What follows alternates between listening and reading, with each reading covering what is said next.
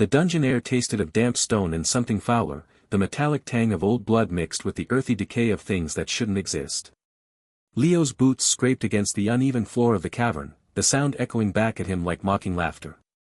He adjusted the strap of his worn leather pack, feeling the weight of the single healing potion inside.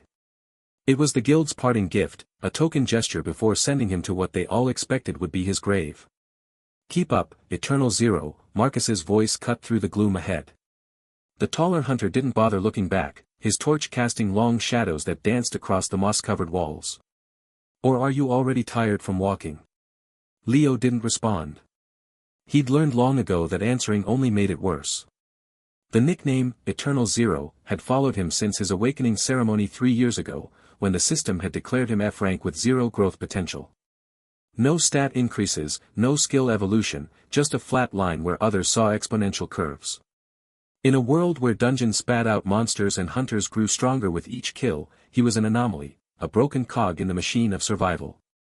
"This way," Marcus called, gesturing toward a narrower passage. "The guild master wants us to clear the goblin nest in chamber 3. Should be easy enough even for you." The words were casual, but Leo heard the edge beneath them. This expedition wasn't about clearing monsters, it was about getting rid of him. The guild had tolerated his presence for years out of some misplaced sense of obligation, but resources were tight, and an F-rank hunter who couldn't improve was worse than dead weight. He was a liability. They entered a larger chamber, the ceiling lost in darkness above them. Stalactites hung like stone teeth, dripping water that collected in shallow pools on the floor. The air grew colder, and Leo's breath fogged before him. He scanned the shadows, his instincts screaming that something was wrong. The dungeon was too quiet. "See?" Marcus said, spreading his arms. "Nothing here." Maybe the reports were. The attack came from 3 directions at once. Goblins erupted from hidden crevices in the walls, their green skin blending perfectly with the moss until they moved. There were 6 of them, maybe more. Leo lost count as adrenaline flooded his system.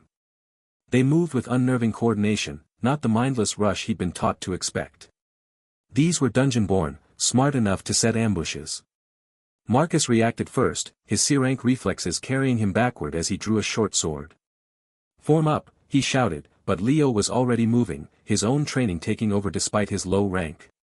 He ducked under a rusted blade that whistled past his ear, feeling the air displacement against his cheek. Close. Too close. One of the goblins lunged at him, yellow eyes gleaming with malicious intelligence.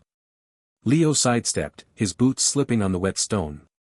He stumbled, and for a heartbeat, he was exposed, the goblin's clawed hand swiped through the space where his throat had been a moment before. He felt the breeze of its passing, smelled its rancid breath. "Watch it, Zero." Marcus barked, cutting down a goblin with a clean stroke. Blood sprayed across the stone. "I'm not carrying your corpse back." Leo scrambled to his feet, his heart hammering against his ribs. Another goblin came at him, this one wielding a crude spear. He parried with his own blade, the impact jarring his arm. The goblin was stronger than it looked, pressing forward with surprising force. Leo gave ground, his back foot sliding through a puddle. Water soaked through his boot. He needed space. He needed. A third goblin appeared from behind a stalagmite, moving not toward him but at an angle, cutting off his retreat. They were hurting him. The realization hit Leo like cold water. These weren't just monsters, they were hunters, and he was the prey. Marcus was fully engaged with 3 goblins of his own, his movements efficient but strained. "Deal with yours," he shouted, parrying a blow that would have taken his head off. Leo's goblins closed in. The spear wielder jabbed forward, and Leo barely twisted aside. The spear tip grazed his side, tearing through leather and cloth. He felt the sting, but more importantly, he felt the brush of contact, the barest touch of the weapon against his skin. And something inside him broke. No, not broke. Awakened. It started as a pressure behind his eyes, a building heat that spread through his skull and down his spine. The world sharpened, every detail of the cavern became painfully clear. He could see the individual pores on the goblin's skin, count the chips in their weapons, track the droplets of water falling from the ceiling as if they hung suspended in time. A voice that wasn't a voice whispered in the back of his mind. It spoke in concepts, not words, showing him the truth of things. The goblins weren't just creatures of flesh and blood, they were constructs of mana given form, patterns of energy woven into biological shapes. And those patterns, they could be unwoven. Leo didn't think. He didn't plan. He simply reached out with this new sense, this awareness that felt both alien and intimately familiar, and touched the pattern of the nearest goblin. And erased it. There was no flash of light, no explosion of force. One moment the goblin was there, spear raised for another thrust. The next, it simply wasn't. Not turned to dust, not vaporized, it ceased to exist on a fundamental level, as if it had never been. The space where it stood was empty, the air rushing in to fill the sudden void with a soft whisper. The other goblins froze. Even Marcus paused, his sword halfway through a killing stroke. The dungeon fell silent except for the drip drip drip of water. Leo stared at his hands. They looked the same, pale, calloused from years of training that had led nowhere. But something was different. He could feel it now, the power thrumming just beneath his skin. It had no name, but he understood its nature, infinite potential for destruction, bound to his will alone. He looked at the remaining goblins. They were backing away now, their yellow eyes wide with something he'd never seen in monsters before, fear. Not of pain or death, but of oblivion. He reached out again. This time he was more deliberate.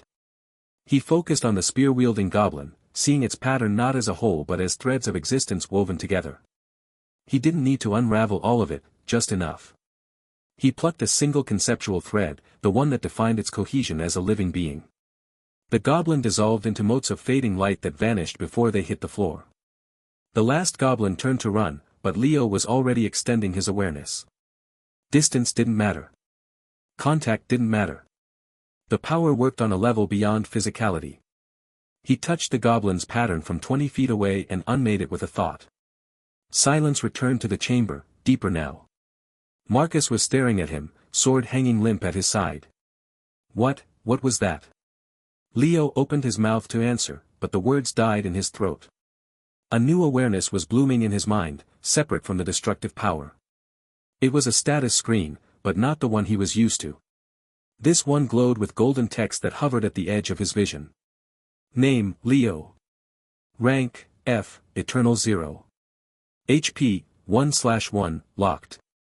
Attack, Infinity. Skills, Absolute Ruin. He read it twice. 3 times. The numbers didn't change. HP, 1, locked. Attack, Infinity. A laugh bubbled up in his chest, hysterical and breathless. The universe's cruelest joke. He had the power to erase anything from existence, but a single touch would kill him. A stray arrow, a fall, a stumble against a sharp rock, anything that caused damage would be the end. His body was now a glass sculpture in a world full of swinging hammers.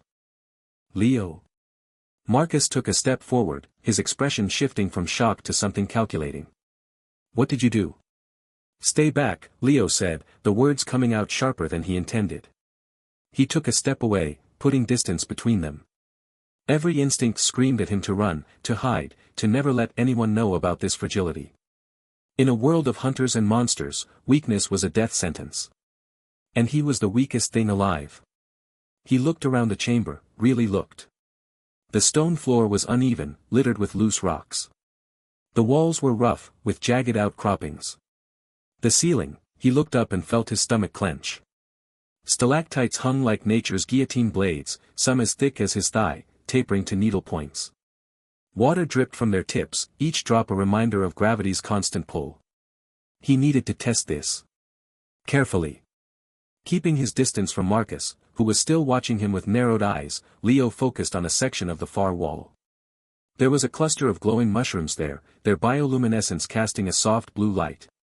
He reached out with absolute ruin, not to destroy, but to understand. He touched the pattern of the stone behind the mushrooms, not unraveling it completely, but adjusting. He made a section the size of his fist cease to exist. The stone vanished silently. The mushrooms, suddenly unsupported, fell to the floor with a soft plop. The hole in the wall was perfectly smooth, as if it had always been there. No mana cost. No cooldown. No limit to what he could affect. The power responded to his will alone. He could clear this dungeon.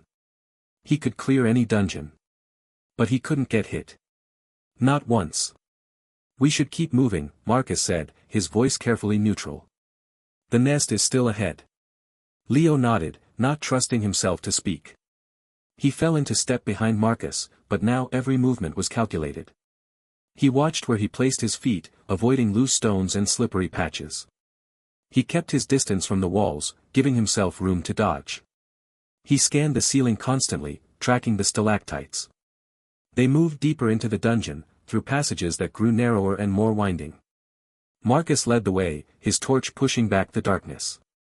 They encountered more goblins in small groups, 2 here, 3 there. Each time, Leo erased them from a distance, careful to never let them get close.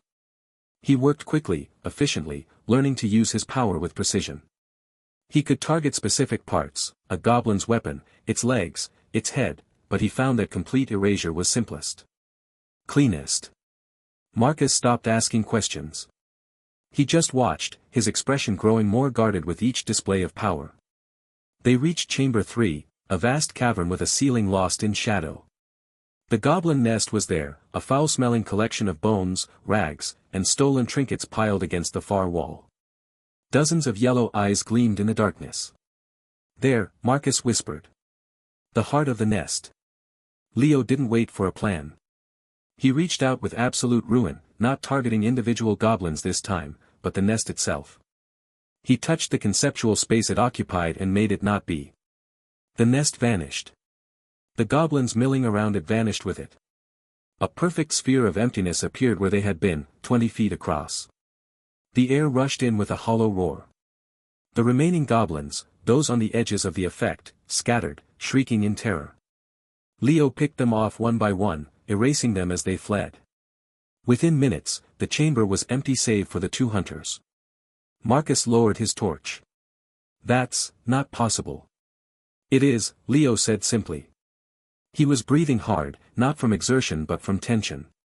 Every second in this dungeon was a potential death sentence. Every shadow could hide a threat. Every surface could be a weapon against his 1 hit point existence. He walked to the center of the chamber, where the nest had been. The floor was smooth stone, untouched by the erasure. He knelt, placing a hand on the ground to steady himself. His fingers trembled. 1 hit point. 1. A sound made him look up, a low rumble that vibrated through the stone beneath him. The dungeon was shifting. He'd heard stories of unstable caverns collapsing after too much disturbance, but he hadn't thought. We need to go, Marcus said, already moving toward the exit. Leo stood, but as he did, the rumble grew louder. The ceiling above him groaned, a sound of stone under immense stress. He looked up just in time to see the stalactite break free. It was massive, thicker than his entire body, tapering to a point sharp enough to pierce plate armor. It fell straight down, accelerating with terrible inevitability. There was no time to think, only to react. Leo threw himself sideways, his body moving with a speed born of pure terror. The stalactite hit the ground where he'd been standing with a thunderous crash, shattering into 1,000 fragments that flew in all directions. A piece the size of his fist whipped past his face, close enough that he felt the wind of its passage. He hit the ground hard, rolling to absorb the impact. Stones dug into his back through his leather armor. For one heart-stopping moment, he waited for the notification, the one that would tell him he'd taken damage, that his single hit point was gone, that he was dead. It didn't come. He lay there, breathing in the dust-filled air, listening to the echoes of the impact fade away. The stalactite stood embedded in the floor like a tombstone, a monument to how close he'd just come to oblivion. Marcus appeared above him, silhouetted against the torchlight. You alive? Leo pushed himself up slowly, checking himself over. No cuts. No bruises that broke the skin. Nothing that would register as damage. He was intact. He was alive. Barely, he whispered. And he knew, with absolute certainty, that this was how it would always be. Every battle from now on would be this, a dance on the edge of a blade, where a single misstep meant annihilation. He had infinite power, but he lived in a world designed to kill him. He looked at the shattered stalactite, then at his hands. The dance had begun. The dungeon's oppressive silence settled around Leo like a shroud. After the stalactite's near miss, every breath felt like a gamble, every heartbeat a countdown to catastrophe. He stood motionless for a full minute, listening to the distant drip of water echoing through the cavernous passage ahead. The air smelled of damp stone and something faintly metallic, the lingering scent of the goblins he'd erased from existence. His hands trembled. Not from fear, though fear was a constant companion now, but from the sheer impossibility of his situation. He flexed his fingers, watching them shake as if they belonged to someone else. 1 hit point. The number burned in his mind like a brand. A stray pebble kicked by a careless foot, a brush against a rough wall, a monster's glancing blow, any of it would end him. He was made of glass in a world of hammers. Leo forced himself to move, each step deliberate and measured. He kept close to the wall, his back scraping against cold, uneven stone. The texture was rough enough that even the friction of his worn leather jacket might be enough to tear his fragile existence apart. He paused, holding his breath, waiting for some catastrophic system notification that never came. The wall was just a wall. For now. The passage widened into a chamber lit by faint bioluminescent fungi clinging to the ceiling. Their pale blue glow cast long, wavering shadows that danced across pools of stagnant water on the floor. Leo's eyes scanned every inch. No monsters in sight. No traps he could identify. Just the slow drip-drip of water and his own shallow breathing. He took another step, and the ground beneath his boot squelched. He froze, heart hammering against his ribs. Looking down, he saw a patch of damp moss, not a hidden pit or pressure plate. He let out a breath he hadn't realized he was holding. This was what his life had become, a series of microscopic calculations where the wrong variable meant oblivion. A soft, wet sound echoed from the far side of the chamber. Leo's head snapped up. At first, he saw nothing but shadows and stone. Then movement, a slow, gelatinous shifting in the dim light. One blob, then another, then a dozen more emerging from crevices in the walls and floor. Slimes. Basic dungeon fodder, the weakest of monsters, often used as training dummies for novice hunters. Their translucent bodies pulsed with a sickly green light, leaving trails of acidic slime in their wake. To any other hunter, this swarm would be trivial.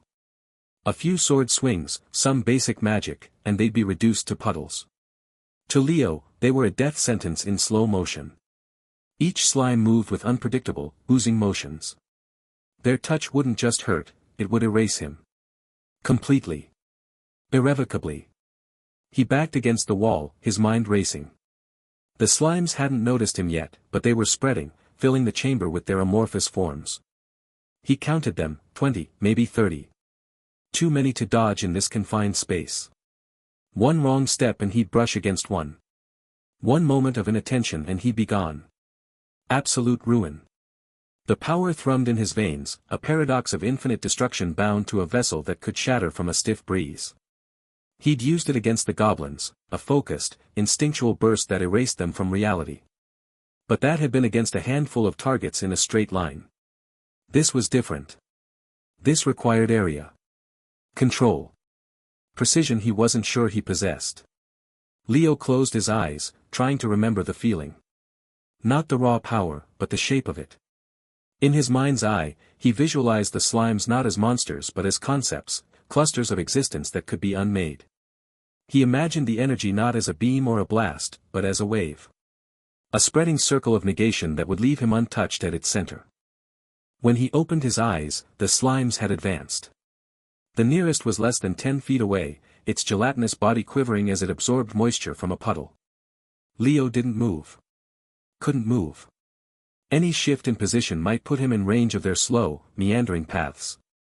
He raised a hand, palm outward. No dramatic gestures. No shouted incantations. Just a silent command to the universe, cease. The air shimmered. Not with heat or light, but with absence. A perfect circle expanded from Leo's position, its edge moving outward in utter silence. Where it passed, reality simply stopped. The slimes didn't burst or melt or scream. They vanished. Not even their acidic trails remained. The puddles they'd been drinking from were gone too, leaving dry, smooth stone in their place. The bioluminescent fungi on the ceiling within the circle's radius winked out, plunging that section of the chamber into deeper shadow. Leo lowered his hand. The chamber was empty save for him and the untouched areas beyond the circle's reach. He'd done it. Survived without moving an inch. Then the dizziness hit. It came not as a wave but as a sudden tilting of the world. Leo's vision swam, the stone walls seeming to bend and warp. He staggered, catching himself against the wall with a gasp. His head throbbed, a deep, insistent pain behind his eyes that felt less physical and more existential.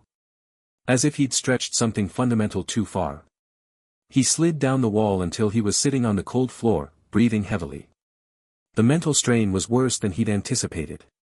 Using absolute ruin wasn't just about willing something to be destroyed, it was about holding the concept of that destruction in his mind, shaping it, directing it. And wider areas required broader concepts. More mental real estate. More of whatever passed for his soul these days. After a minute, the dizziness began to recede, leaving behind a hollow fatigue. Leo pushed himself to his feet, using the wall for support. He needed to loot the chamber. Not for treasure, he doubted slimes dropped anything valuable, but for potions. Healing potions. The thought was almost laughable. What could a healing potion do for someone with 1 hit point? Restore him to 1 hit point. But maybe there were other types. Potions that granted temporary invulnerability. Barriers. Anything that could put anything, between him and the world's inevitable touch. He moved through the chamber slowly, examining every nook and cranny the slimes had occupied. Their vanishing had left nothing behind, no cores, no materials, not even the faint residue monsters usually left when defeated. Absolute ruin didn't just kill, it erased. Completely. The implications chilled him. What if he used it on something important? A support pillar? The dungeon itself? Would the entire structure simply cease to be, with him inside it? He found a small alcove he'd missed earlier, hidden behind a natural stone formation. Inside were 3 glass vials, left by some previous hunter or adventurer. Leo picked them up with trembling hands, holding them to the faint light.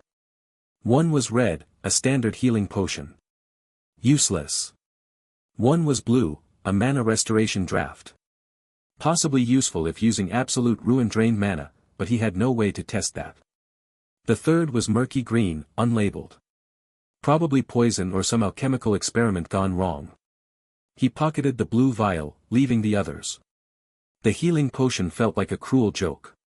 He stared at it for a long moment, watching the red liquid swirl inside the glass. In another life, this would have been a precious resource. Now it was a reminder of what he could never have again. A sound from the passage he'd entered through made him freeze. Not the drip of water or the shuffle of monsters. Footsteps. Human footsteps. Boots on stone, moving with purpose. Leo's breath caught in his throat. He ducked behind the stone formation, pressing himself into the shadows. The footsteps grew louder, accompanied by a low, familiar chuckle. Marcus stepped into the chamber, his broad frame silhouetted against the passage's dim light. He carried a heavy mace slung over one shoulder, its head still stained with monster blood from earlier encounters. His eyes swept the chamber, taking in the empty space where the slimes had been, the dry patches on the floor, the absence of anything resembling a fight. Well, Marcus said, his voice echoing in the quiet. Look what we have here.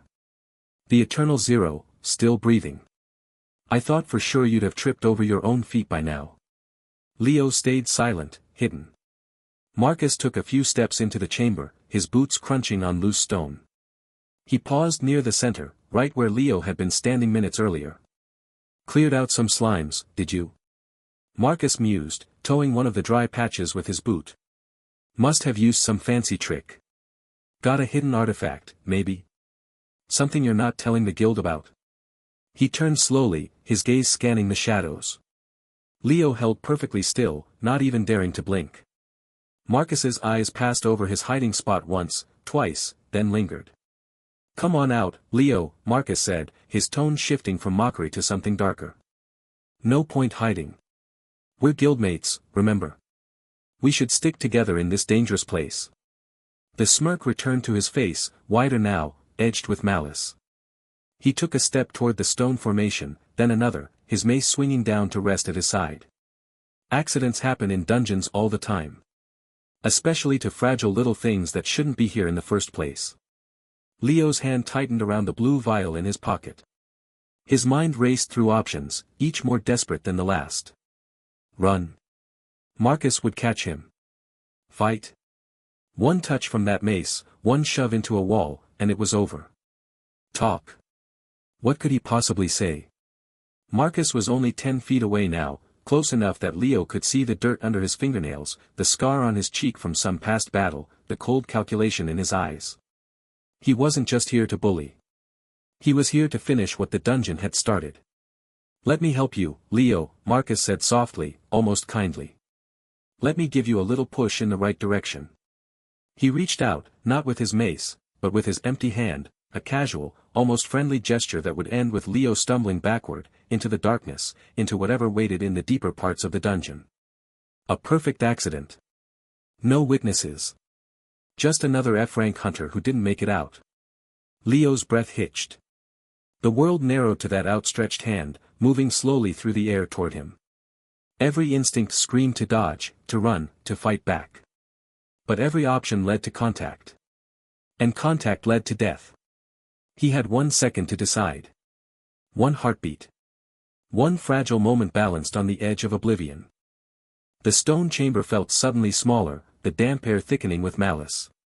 Leo's back pressed against the rough-hewn rock formation, his breathing shallow and controlled. He could hear Marcus's footsteps, deliberate, heavy, echoing through the cavern as they approached his hiding spot. Every muscle in Leo's body tensed, a coiled spring ready to snap at the slightest provocation. One touch. That was all it would take.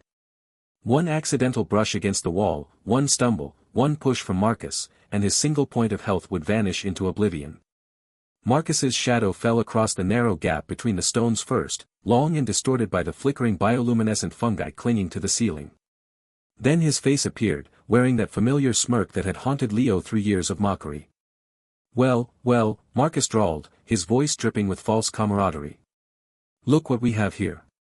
The Eternal Zero, hiding like a rat in the shadows. Did those slimes scare you that much? Leo didn't respond.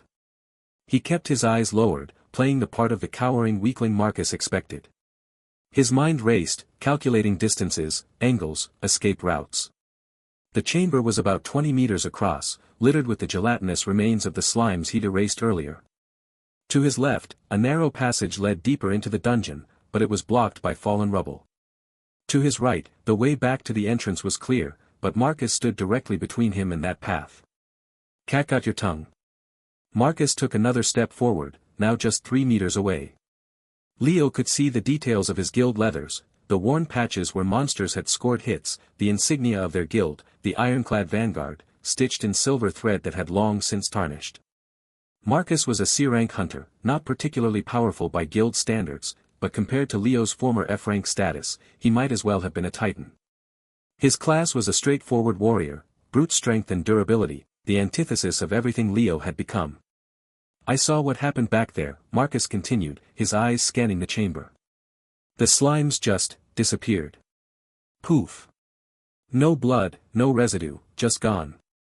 That's not normal, Leo. Even an F rank should leave some kind of mess. What did you find? Some artifact. A hidden skill. Leo remained silent, his heart hammering against his ribs so violently he feared Marcus might hear it. He could feel the cold sweat beating on his forehead, the tremor in his hands that he forced still by clenching them into fists. The mental fatigue from earlier still lingered, a dull ache behind his eyes, a slight lag in his thoughts, as if his brain were moving through molasses. He'd overused absolute ruin against the slimes, and now the cost was making every calculation slower, every reaction more precarious. Marcus's smirk widened. No answer. Fine. Let me help you remember. He closed the distance in 2 quick strides, his hand shooting out to shove Leo's shoulder. Time seemed to slow.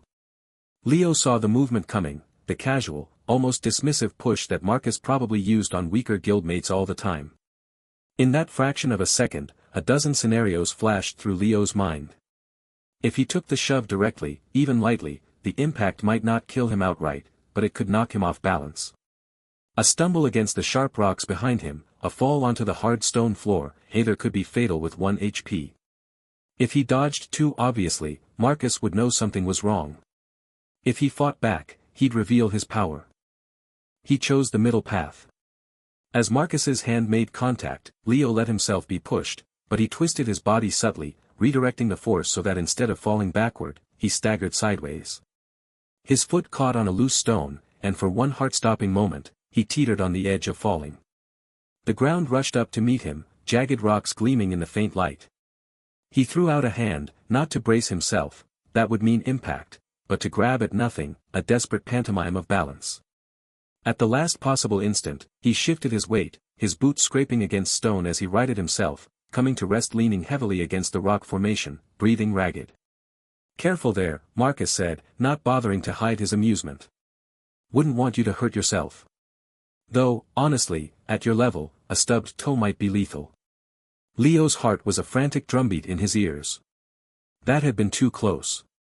The shove had been light, barely more than a nudge, but it had carried enough force to send him reeling. If he hadn't adjusted, if he'd fallen. He pushed the thought away, focusing on the present. Marcus was watching him, eyes narrowed with suspicion. The distraction had worked, Leo's near fall had drawn attention away from the question of the slimes, but now Marcus was even more intrigued. "You're jumpier than usual," Marcus observed. "What's wrong, Leo? Got a secret you're hiding?" Leo forced himself to meet Marcus's gaze, putting on a mask of fear and weakness. I just want to get out of here," he stammered, letting his voice waver. "This place is dangerous. The slimes, the tremors."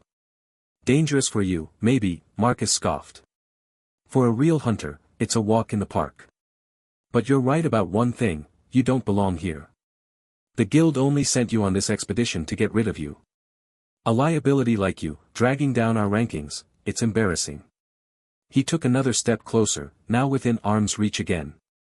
Leo could smell the stale sweat and leather oil on him. "Here's what's going to happen," Marcus said, his tone dropping to a conspiratorial whisper. "You're going to tell me what you found. If it's something useful, maybe I'll let you tag along until we get out. If not, well, accidents happen in dungeons all the time. Especially to F ranks." The threat hung in the air, cold and explicit. Leo's mind raced. He couldn't fight Marcus directly, any physical confrontation would be suicide. He couldn't run, Marcus was faster and stronger. He couldn't reveal absolute ruin, not here, not to someone like Marcus. That left only one option, deception. He let his shoulders slump, playing up the defeated act. "Fine," he mumbled, looking down at his feet. "I did find something. Back in the slime chamber. There's a hidden alcove behind the far wall. I think there might be treasure." Marcus's eyes lit up with greed. "Where? Show me." It's hard to see," Leo said, gesturing vaguely toward the opposite side of the chamber, about 15 meters away. The wall there was a solid mass of dark stone, streaked with mineral deposits that glittered faintly. "You have to look at just the right angle. There's a crack in the rock, and if you peer through it." While he spoke, Leo focused his mind. The mental fatigue made it harder, thoughts slipped like sand through his fingers, and he had to concentrate fiercely. Absolute ruin stirred within him, that infinite potential for destruction that felt both alien and intimately familiar. He didn't aim it at Marcus. That would be too obvious, too revealing. Instead, he focused on a section of the wall about 10 meters to Marcus's left, where a natural fissure ran through the stone. He visualized it not as an attack, but as a subtle application of force. A gentle push, a whisper of erasure. He didn't want to destroy the wall entirely, just weaken it enough to cause a collapse. The strain was immediate. A sharp pain lanced through his temples, and his vision swam with dark spots.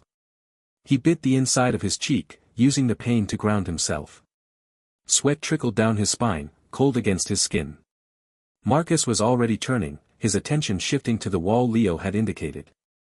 "I don't see anything," he grumbled, taking a step toward it. "Now." Leo released the barest fraction of absolute ruin.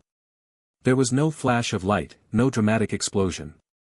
Just a soft, almost imperceptible crunch, like gravel shifting underfoot. Then a section of the wall, about 2 meters wide, shivered.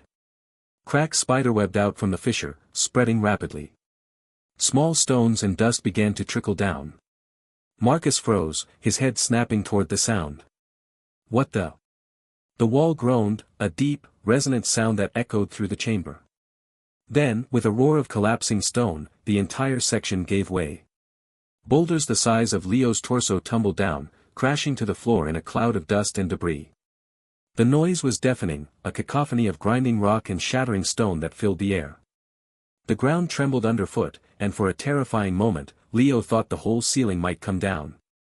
Marcus stumbled back, his eyes wide with shock.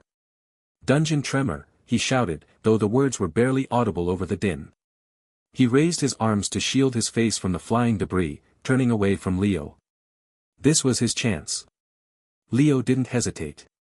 While Marcus was distracted, he pushed off from the rock formation and darted to the right, toward the clear path back to the entrance.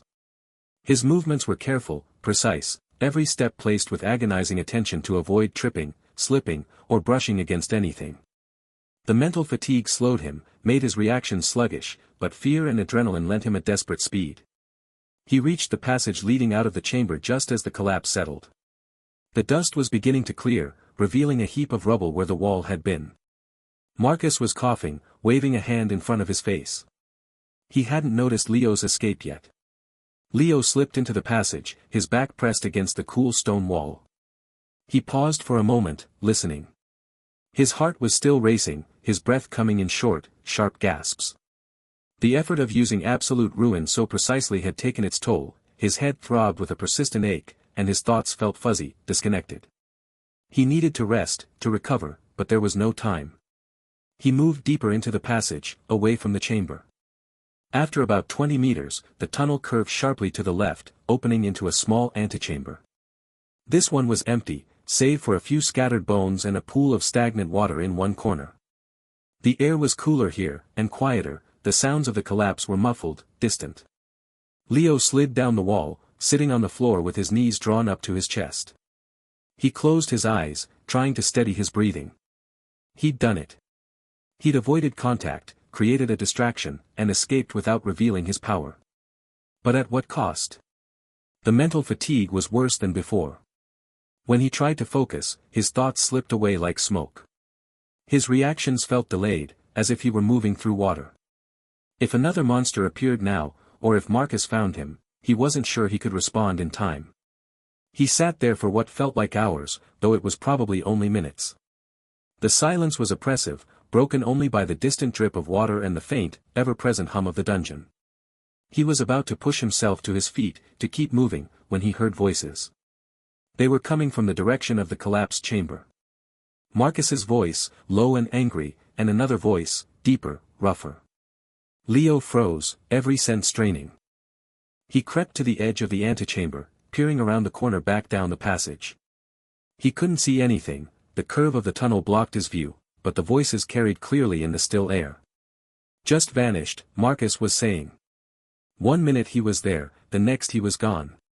The wall collapsed, and when the dust cleared, he'd slipped away. "You let an F rank give you the slip," the other voice said, dripping with contempt. "Pathetic." "He's not just an F rank," Marcus snapped. "There's something off about him. The slimes, the way he moved, and that collapse wasn't natural. I think he's hiding something. Maybe he found an artifact, or awakened a skill." A low chuckle. "And you want to claim it for yourself? Typical. Why not?"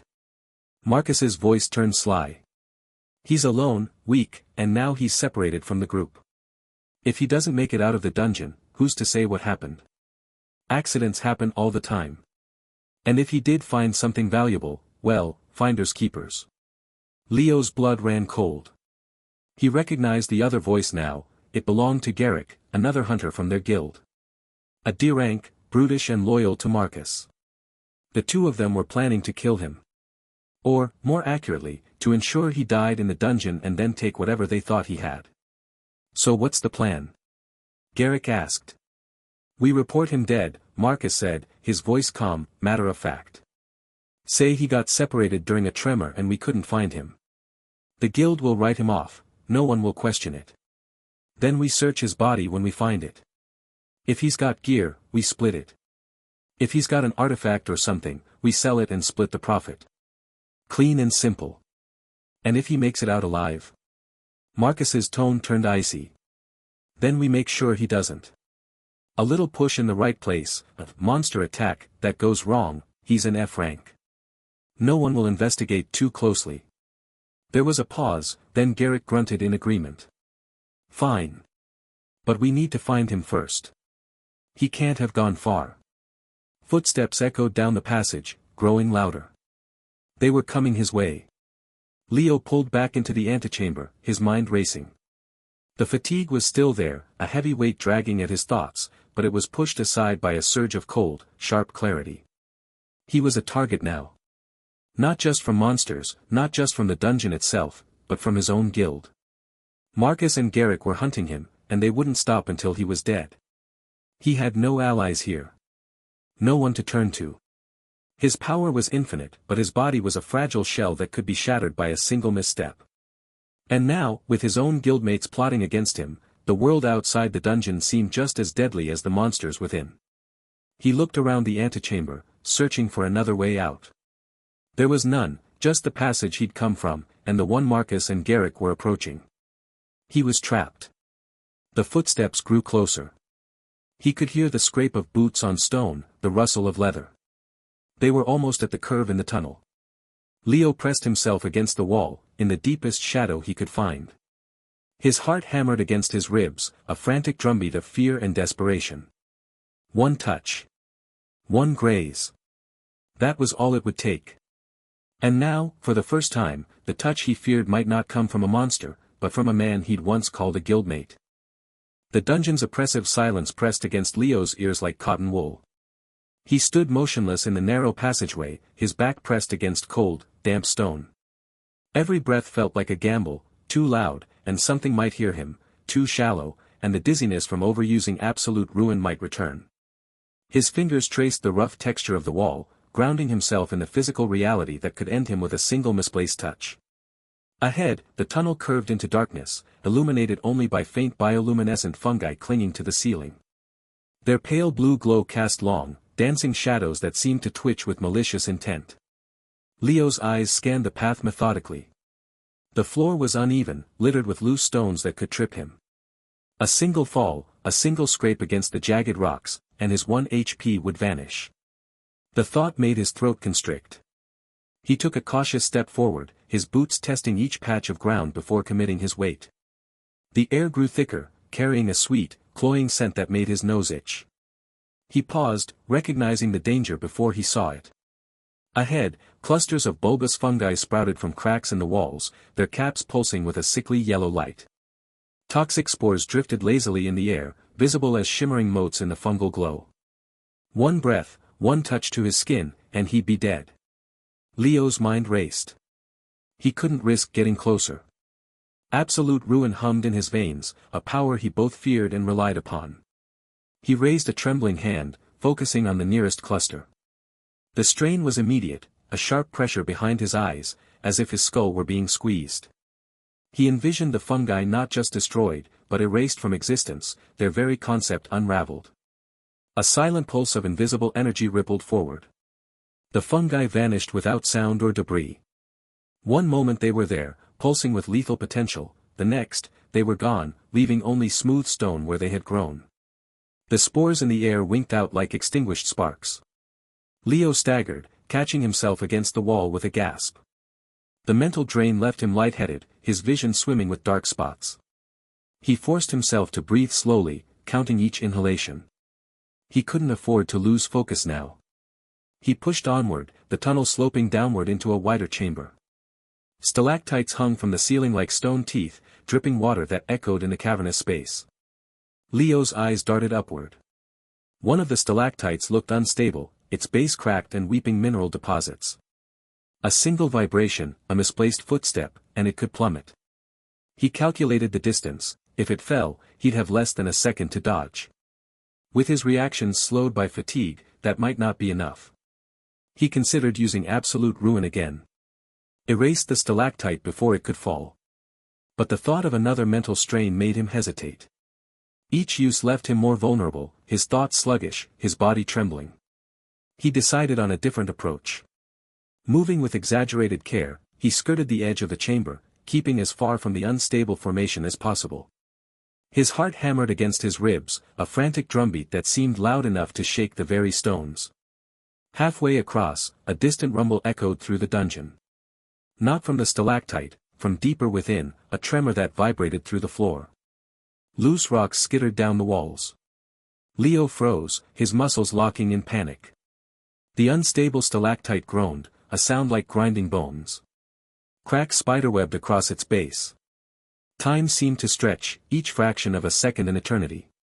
He couldn't run, the floor was too treacherous. He couldn't use absolute ruin, he might collapse from the strain and be crushed anyway. Instinct took over. He dropped into a low crouch, curling his body into the smallest possible target. The stalactite broke free with a deafening crack, plummeting downward. Leo didn't watch its fall. He focused on a shallow depression in the floor ahead, a natural hollow barely large enough to shelter him. He lunged, his body moving with desperate grace. The stalactite struck the ground where he had been standing, shattering into razor-sharp fragments that sprayed outward. One shard whistled past his cheek, close enough to feel the displaced air. He lay in the hollow, trembling, each breath a ragged gasp. That had been inches from death. Again. When the dust settled, he forced himself to stand. His legs felt like water. The chamber was now littered with debris, but the immediate threat had passed. He spotted a narrow crevice in the far wall, partially hidden by fallen rocks. A hidden alcove, perhaps, a place to rest, to gather his thoughts away from prying eyes. He picked his way toward it, moving with the precision of a bomb disposal expert. The alcove was small, barely large enough for him to sit with his knees drawn to his chest. It smelled of damp earth and old stone, but it was blessedly free of obvious hazards. Leo sank onto the cold floor, leaning his head back against the wall. The adrenaline began to ebb, leaving behind a deep, bone-weary fatigue. He closed his eyes, but the darkness behind his lids was no safer than the dungeon around him. His thoughts turned inward, dissecting his new reality with clinical detachment. Absolute ruin was infinite power, but it came with infinite fragility. He could erase anything, monsters, obstacles, even concepts if he pushed hard enough, but each use cost him. Not in mana or stamina, but in focus, in mental stability. It was like trying to hold a star in his mind, the brilliance was blinding, and it burned him from the inside out. And his body was a prison of glass. 1 HP. A number so laughably small it felt like a cosmic joke. A sneeze could kill him. A stumble. A careless touch. He thought of Marcus and Garrick, plotting to report him dead. They saw him as weak, a burden to be discarded. If they knew the truth, that he could destroy worlds but be ended by a feather's brush, they'd either try to exploit him or eliminate him out of fear. He couldn't trust anyone. Not in this guild, not in this world where strength was measured in ranks and growth potential. He was an F-rank eternal zero on paper, but in reality, he was something else entirely, a paradox of ultimate power and ultimate weakness. A sound pulled him from his reverie, a soft scrape, like stone on stone. His eyes snapped open. He wasn't alone. From the darkness beyond the alcove's entrance, a pair of eyes glowed with a faint, malevolent light. They were low to the ground, unblinking, watching him with predatory stillness. Leo's breath caught in his throat. He hadn't heard any approach, hadn't sensed any presence. This thing moved in silence. He remained perfectly still, his mind racing. Was it a monster? Another hunter? The eyes didn't waver. They simply watched, drinking in his fear. Leo's hand twitched, the urge to use absolute ruin rising like a tide. But he held back.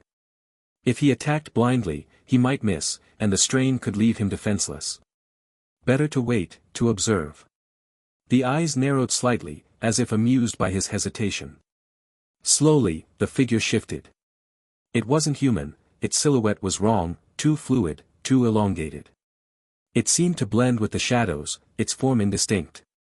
Leo could make out the suggestion of limbs, the curve of a hunched back. It took a step forward, silent as a ghost. The glow of its eyes intensified, casting a pale, sickly light that revealed nothing of its features, only deepening the darkness around it. Leo's heart hammered against his ribs, a frantic rhythm that screamed for flight. But there was nowhere to run. The alcove was a trap. He was cornered, with a creature whose intent felt as sharp as a blade against his throat. He forced himself to breathe, to think. This wasn't a mindless monster like the slimes or goblins. This thing was watching him, studying him. It knew he was vulnerable. The figure took another step, now fully visible at the alcove's entrance. It was tall, gaunt, with skin like polished obsidian that drank the light. Its eyes burned with that same malicious glow, fixed on Leo with unnerving focus. It didn't attack. It simply stood there, a living shadow blocking his only escape. Leo met its gaze, his own eyes wide with a fear he couldn't hide. In that moment, he understood, this wasn't just another dungeon hazard. This was a hunter, and he was the prey. The creature's lips peeled back in a smile that showed too many teeth, sharp and needle-like. It didn't speak, but the intent was clear in its posture, in the way it leaned forward, savoring the moment. Leo's fingers curled into fists, his mind screaming for a solution, for any way out that didn't end with his 1 HP reduced to 0.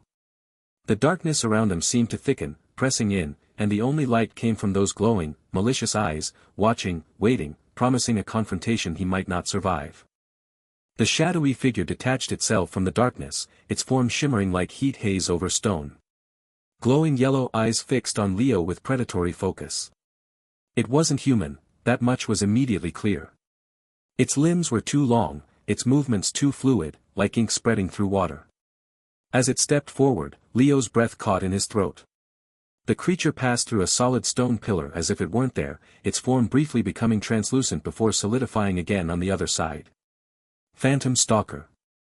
The name surfaced in Leo's mind from some half-remembered bestiary lesson. Stealth-based monsters that could phase through solid matter. His heart hammered against his ribs, each beat a frantic reminder of his fragility. One touch. That was all it would take.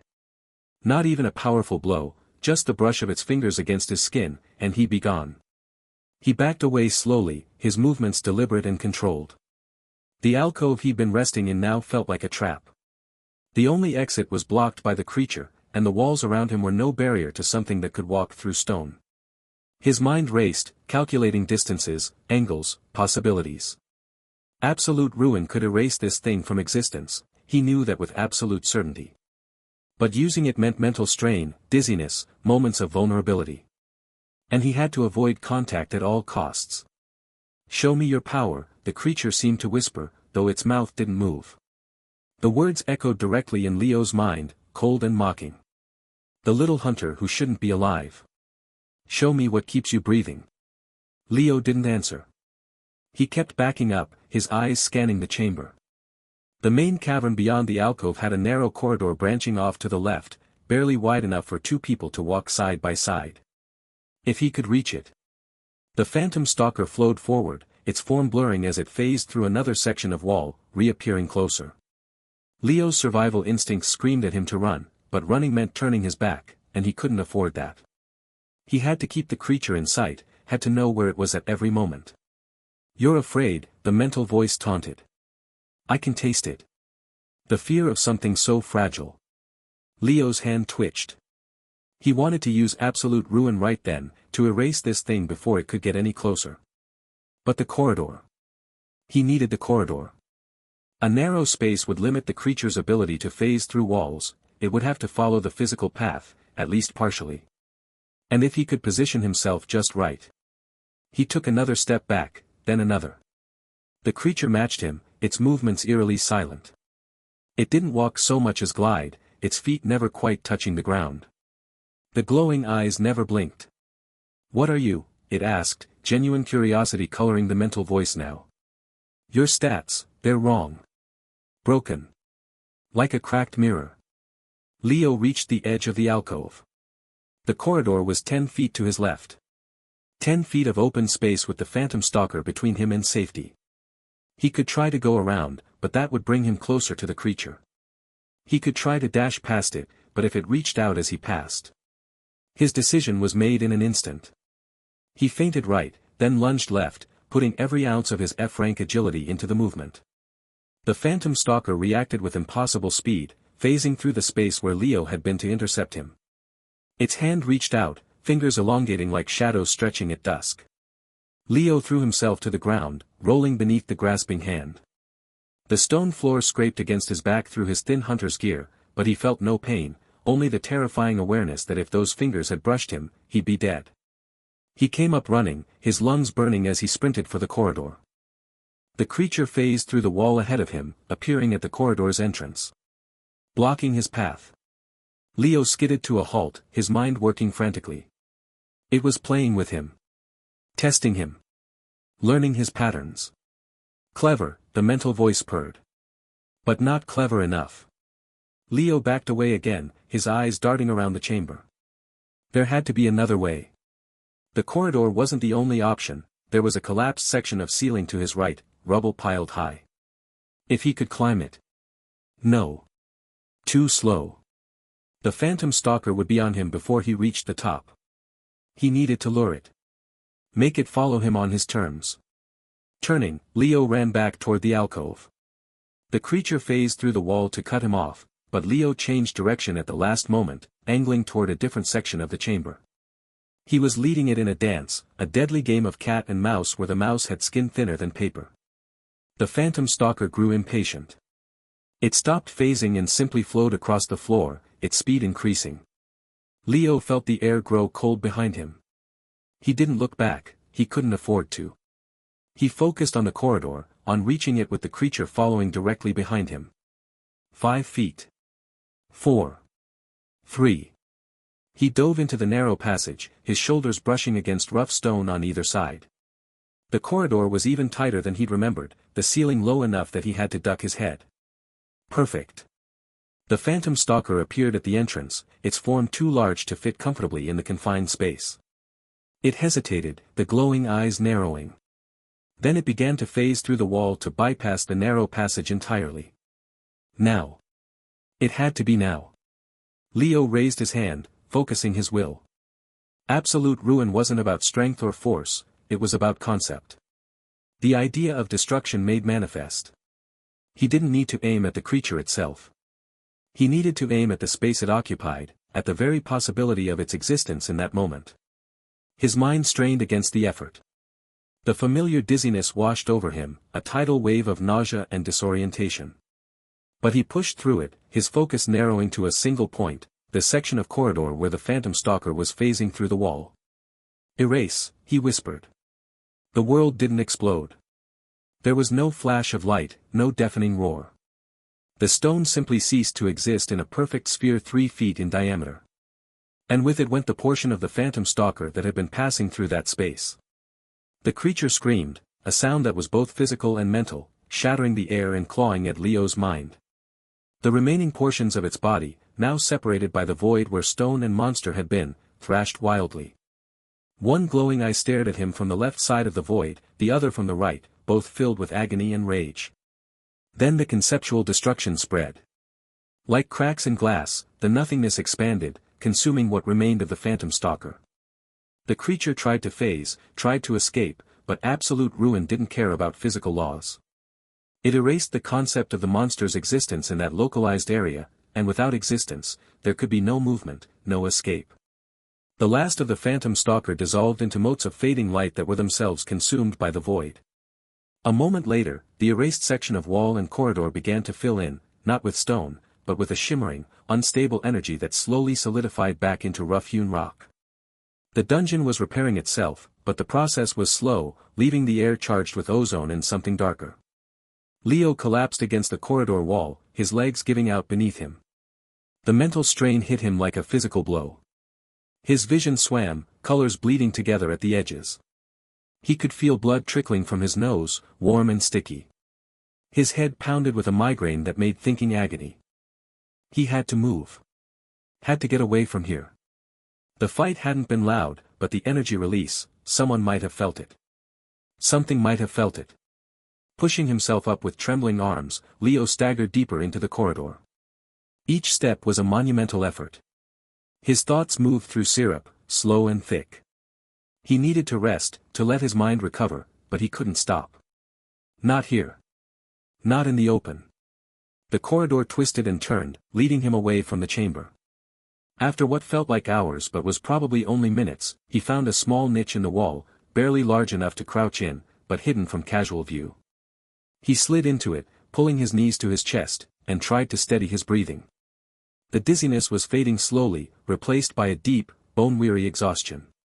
He'd used absolute ruin multiple times now, and each use took more out of him. How many more times could he do it before his mind simply broke? Before he collapsed and something found him, helpless? He closed his eyes, focusing on the sound of his own heartbeat. 1. Just 1. The number that defined his existence now.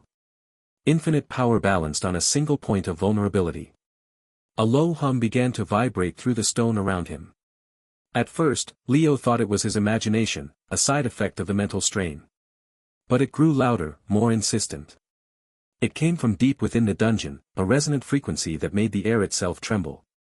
Then the alarm started. Not mechanical sirens, but something older, more primal. Crystals embedded in the walls began to glow with angry red light, pulsing in time with the hum. Runes carved into the stone floor lit up, casting shifting patterns across the corridor. The very dungeon seemed to wake up, to become aware. Leo pressed himself deeper into the niche, his heart hammering again.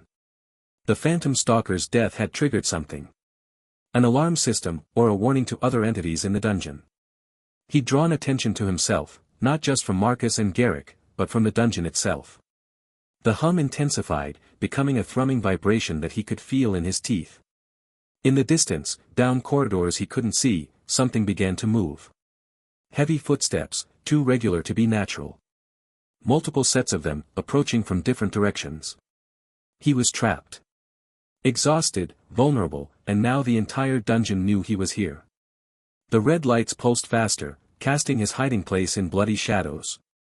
The footsteps grew louder, closer. Whatever was coming, it wasn't another phantom stalker. It was bigger. Stronger.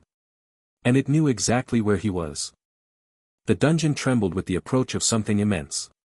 Leo pressed himself against the cold stone wall of the niche where he'd hidden after destroying the phantom stalker, his breath coming in shallow, controlled gasps. Every vibration through the floor felt like a direct threat. If he lost his balance, if he stumbled, if anything so much as brushed against him with force, it would be over. The red glow from the alarm crystals cast long, dancing shadows that made the corridor seem alive with malice. He could hear them now. Not just footsteps, but something deeper, a rhythmic thumping that resonated through the stone, each impact sending fresh tremors through the dungeon floor. The air grew thick with pressure, a tangible weight that made Leo's ears pop. He counted at least 3 distinct sources of the sound, each approaching from a different direction, their paths converging on his location. The vibrations intensified, causing small pebbles to skitter across the ground. Leo's heart hammered against his ribs, a frantic drumbeat that threatened to drown out all other sound. He had to move. Staying here meant being cornered. Cautiously, he peered out from the niche. The corridor stretched in both directions, the red glow making it difficult to judge distances. To his left, the tunnel curved away into darkness, but the thumping sounds were loudest from that direction. To his right, the passage seemed clearer, though he could see dust shaking loose from the ceiling with each tremor. His mind raced, calculating distances, angles, escape routes. Every thought was filtered through the single, unyielding constraint, one hit point. One touch from anything with physical force, and he was dead. The infinite destructive power of absolute ruin meant nothing if he couldn't survive long enough to use it. The first monster rounded the corner to his left. Leo's breath caught in his throat. It was massive, easily 3 times his height, with armored plates that gleamed dully in the crimson light. Its limbs were thick with corded muscle, and each step made the ground shudder. He didn't need to see its stats to know, this was S-rank. The sheer aura of power radiating from it was suffocating. Behind it, another shape loomed in the shadows, slightly smaller but moving with predatory grace. And from the opposite direction, a third set of heavy footsteps echoed, growing louder by the second. Leo's hands trembled, but he forced them still. Panic was a luxury he couldn't afford. He had to think. Direct combat was impossible. Even if he used absolute ruin to obliterate one monster, the others would be upon him in seconds, and his mental exhaustion from the previous fight still lingered like a fog in his mind. The dizziness from overusing his ability hadn't fully subsided. He could feel a persistent ache behind his eyes, a warning that pushing further might leave him incapacitated. But he had no choice. He focused on the ceiling above the approaching monsters. The dungeon's architecture was ancient, the stonework worn but still solid. Cracks spiderwebbed across the surface, visible even in the dim light. Leo's mind worked through the physics: where to strike, how much force to apply, what angle would cause maximum collapse without bringing the entire tunnel down on his own head. Absolute ruin wasn't just about destruction, it was about precision. He had to erase exactly what he needed, nothing more, nothing less. Taking a deep breath, Leo extended a hand, his fingers splayed toward the ceiling. The mental strain was immediate, a sharp, stabbing pain behind his temples that made his vision swim. He ignored it, focusing on the concept of the stone above the lead monster. Not just breaking it, but conceptually removing its structural integrity from existence in that specific area. The air around his hand seemed to warp, a subtle distortion that didn't emit light or sound but carried an undeniable sense of impending annihilation. He released the power. There was no flash, no explosion, just a silent, instantaneous absence. A section of the ceiling, roughly 10 feet across, simply ceased to be. The stone around it, now unsupported, groaned in protest before collapsing in a roaring cascade of rubble and dust. The lead monster roared, a sound of fury and surprise, as tons of rock crashed down, blocking the corridor completely. The impact shook the entire area, and Leo had to brace himself against the wall to avoid being knocked off his feet. Dust billowed through the air, choking and thick, reducing visibility to near zero. But he'd bought time. Precious seconds.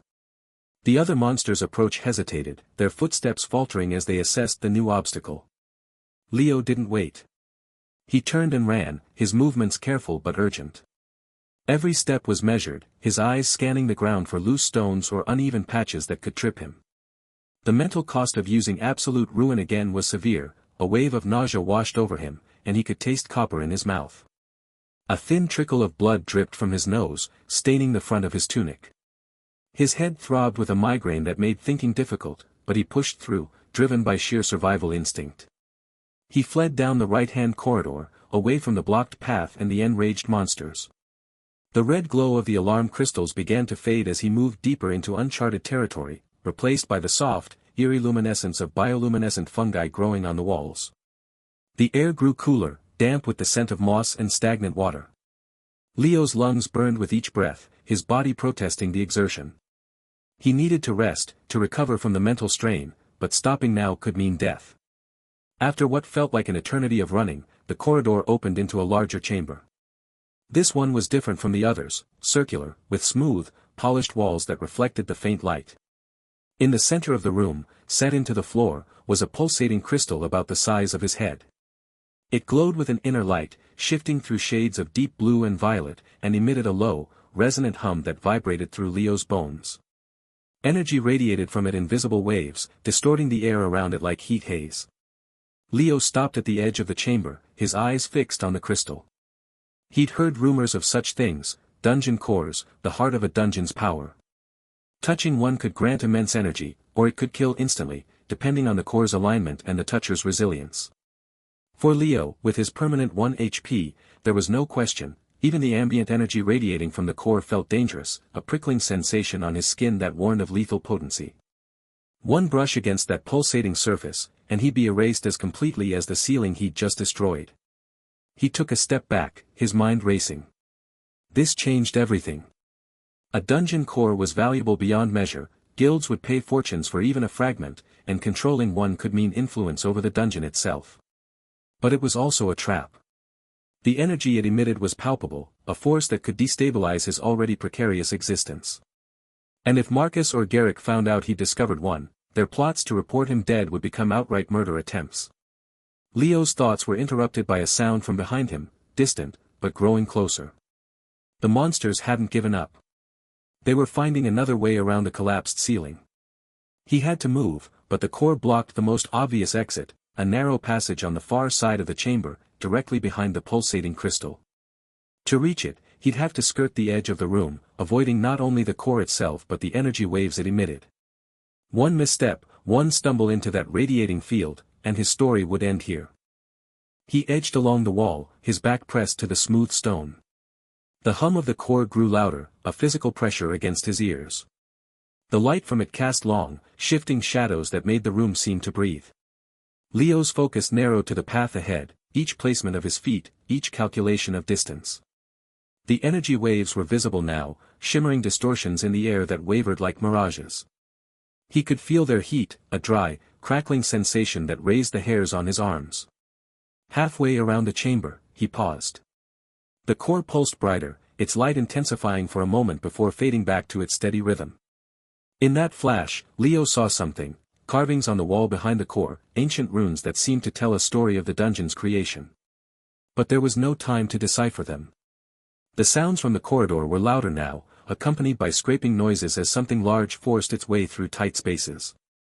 Leo took a final, careful step, clearing the last of the energy waves. The passage ahead was dark, a yawning mouth of shadows. He glanced back at the core, its pulsating light a beacon in the circular chamber. For a moment, he considered trying to use absolute ruin on it from a distance, to destroy it and maybe claim some fragment of its power. But the mental cost would be catastrophic, and he had no idea what the backlash might be. The core was connected to the dungeon itself, destroying it could bring the entire structure down on top of him. He turned away, stepping into the darkness of the passage. The hum of the core faded behind him, replaced by the drip of water and the rustle of unseen things in the shadows. But the image of that pulsating crystal stayed with him, a reminder of power he couldn't touch, a treasure he couldn't claim, and a danger that followed him even as he fled. The pulsating core glowed with an intensity that made Leo's eyes water. It wasn't just light, it was a physical presence that pushed against the air, creating visible distortions like heat shimmering above desert sand. Each pulse sent waves of energy rippling outward, and Leo could feel them pass through his body, not as heat or force, but as something deeper. A whisper in his mind. He crouched behind a jagged rock formation at the chamber's edge, his breathing shallow. The whispers weren't words exactly, more like impressions: power, glory, transcendence.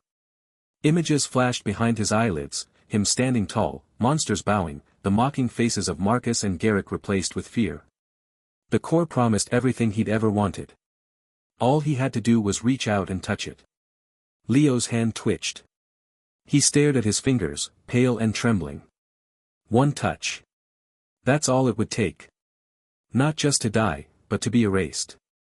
His HP was locked at 1, even the energy radiating from the core would be lethal if it made contact. He remembered the toxic spores from days earlier, how even their faint mist had made his skin prickle with warning.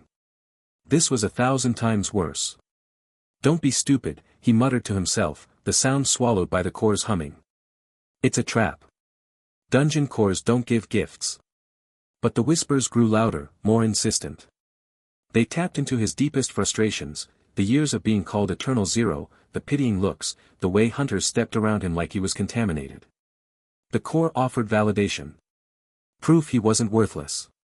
Leo shook his head, hard. Pain lanced through his temples, a remnant of the mental exhaustion from using absolute ruin against the phantom stalker and collapsing the ceiling. That pain was real. The whispers were illusion. He focused on the physical details around him to ground himself. The chamber was circular, about 30 meters across, with walls of dark, veined stone that absorbed light. The core floated at the center, suspended in mid-air without visible support. It was roughly the size of a human head, crystalline in structure but with a liquid, shifting interior that swirled with colors, deep purples, violent reds, and sickly greens. Runes were carved into the floor around it, glowing with the same energy. They pulsed in time with the core, like a heartbeat.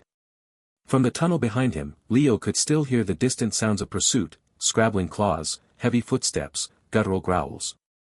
The monsters hadn't given up. They were circling, looking for another way in now that he'd blocked the main passage. He estimated he had minutes at most before they found an alternate route. The core's whispers shifted tone. Now they offered a different temptation: safety. Touch me, they seemed to say, and the dungeon will recognize you as its master. The monsters will obey. You'll walk out unharmed. Leo almost laughed. The absurdity cut through the psychic fog. If the dungeon wanted him as master, why send monsters to kill him? Why set alarms when he destroyed the phantom stalker? The core was lying. It wanted him dead, Or maybe it wanted to consume him, use his energy, whatever little he had, to fuel itself. He studied the energy waves. They emanated from the core in concentric circles, visible as faint distortions in the air. The closest wave came within 2 meters of his hiding spot. He could feel its edge, a staticky sensation that made the hair on his arm stand up.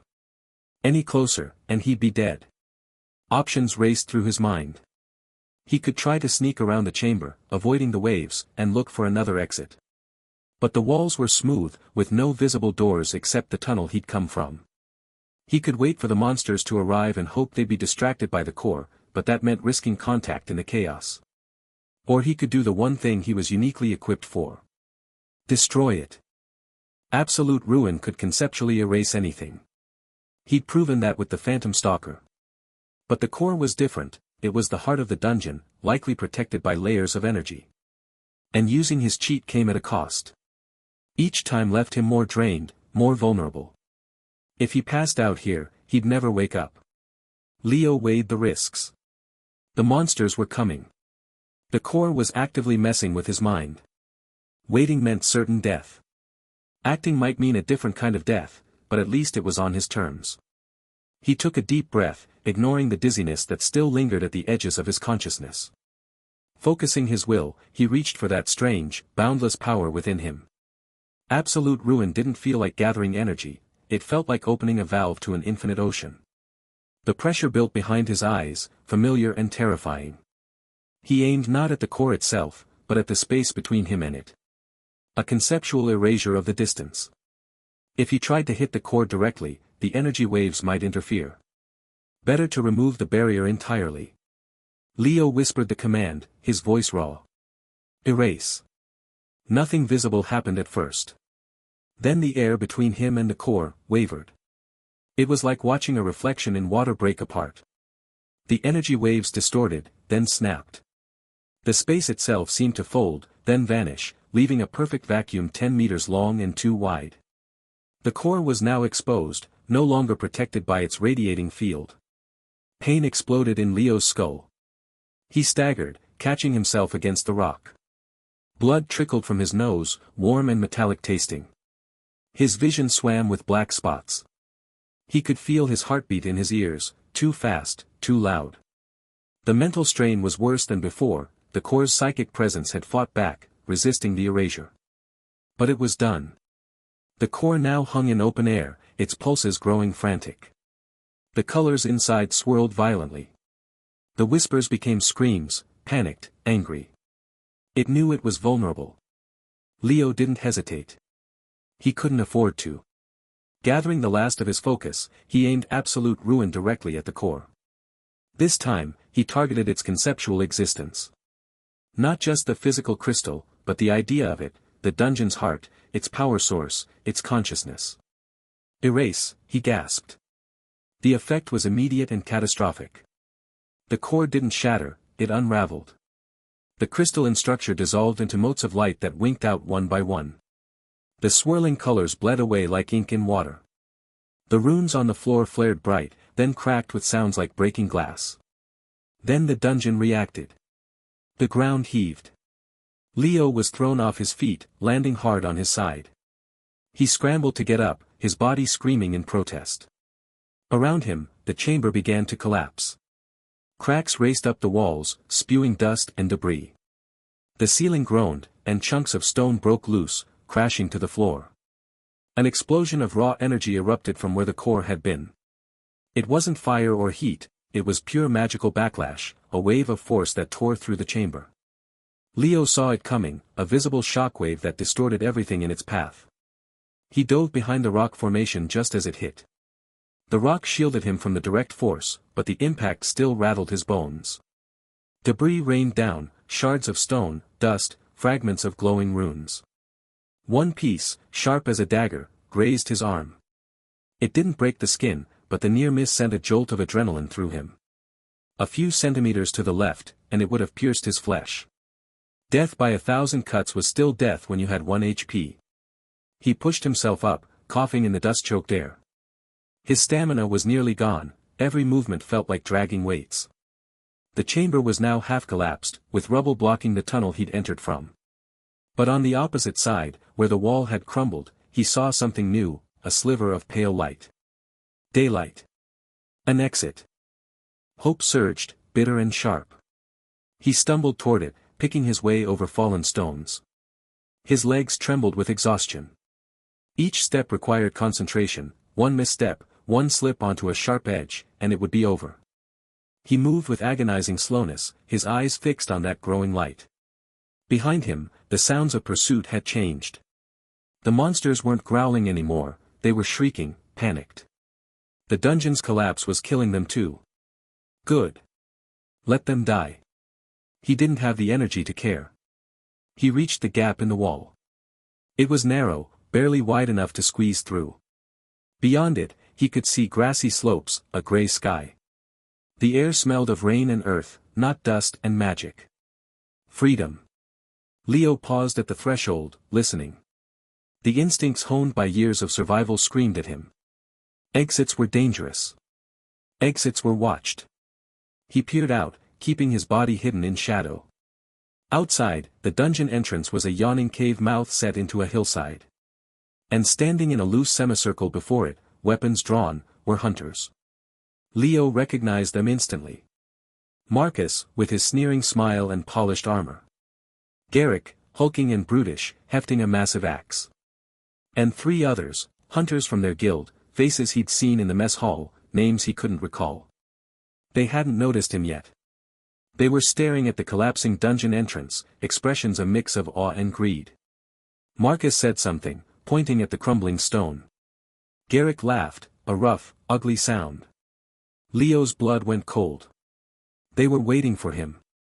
Or waiting for proof he was dead so they could claim his gear.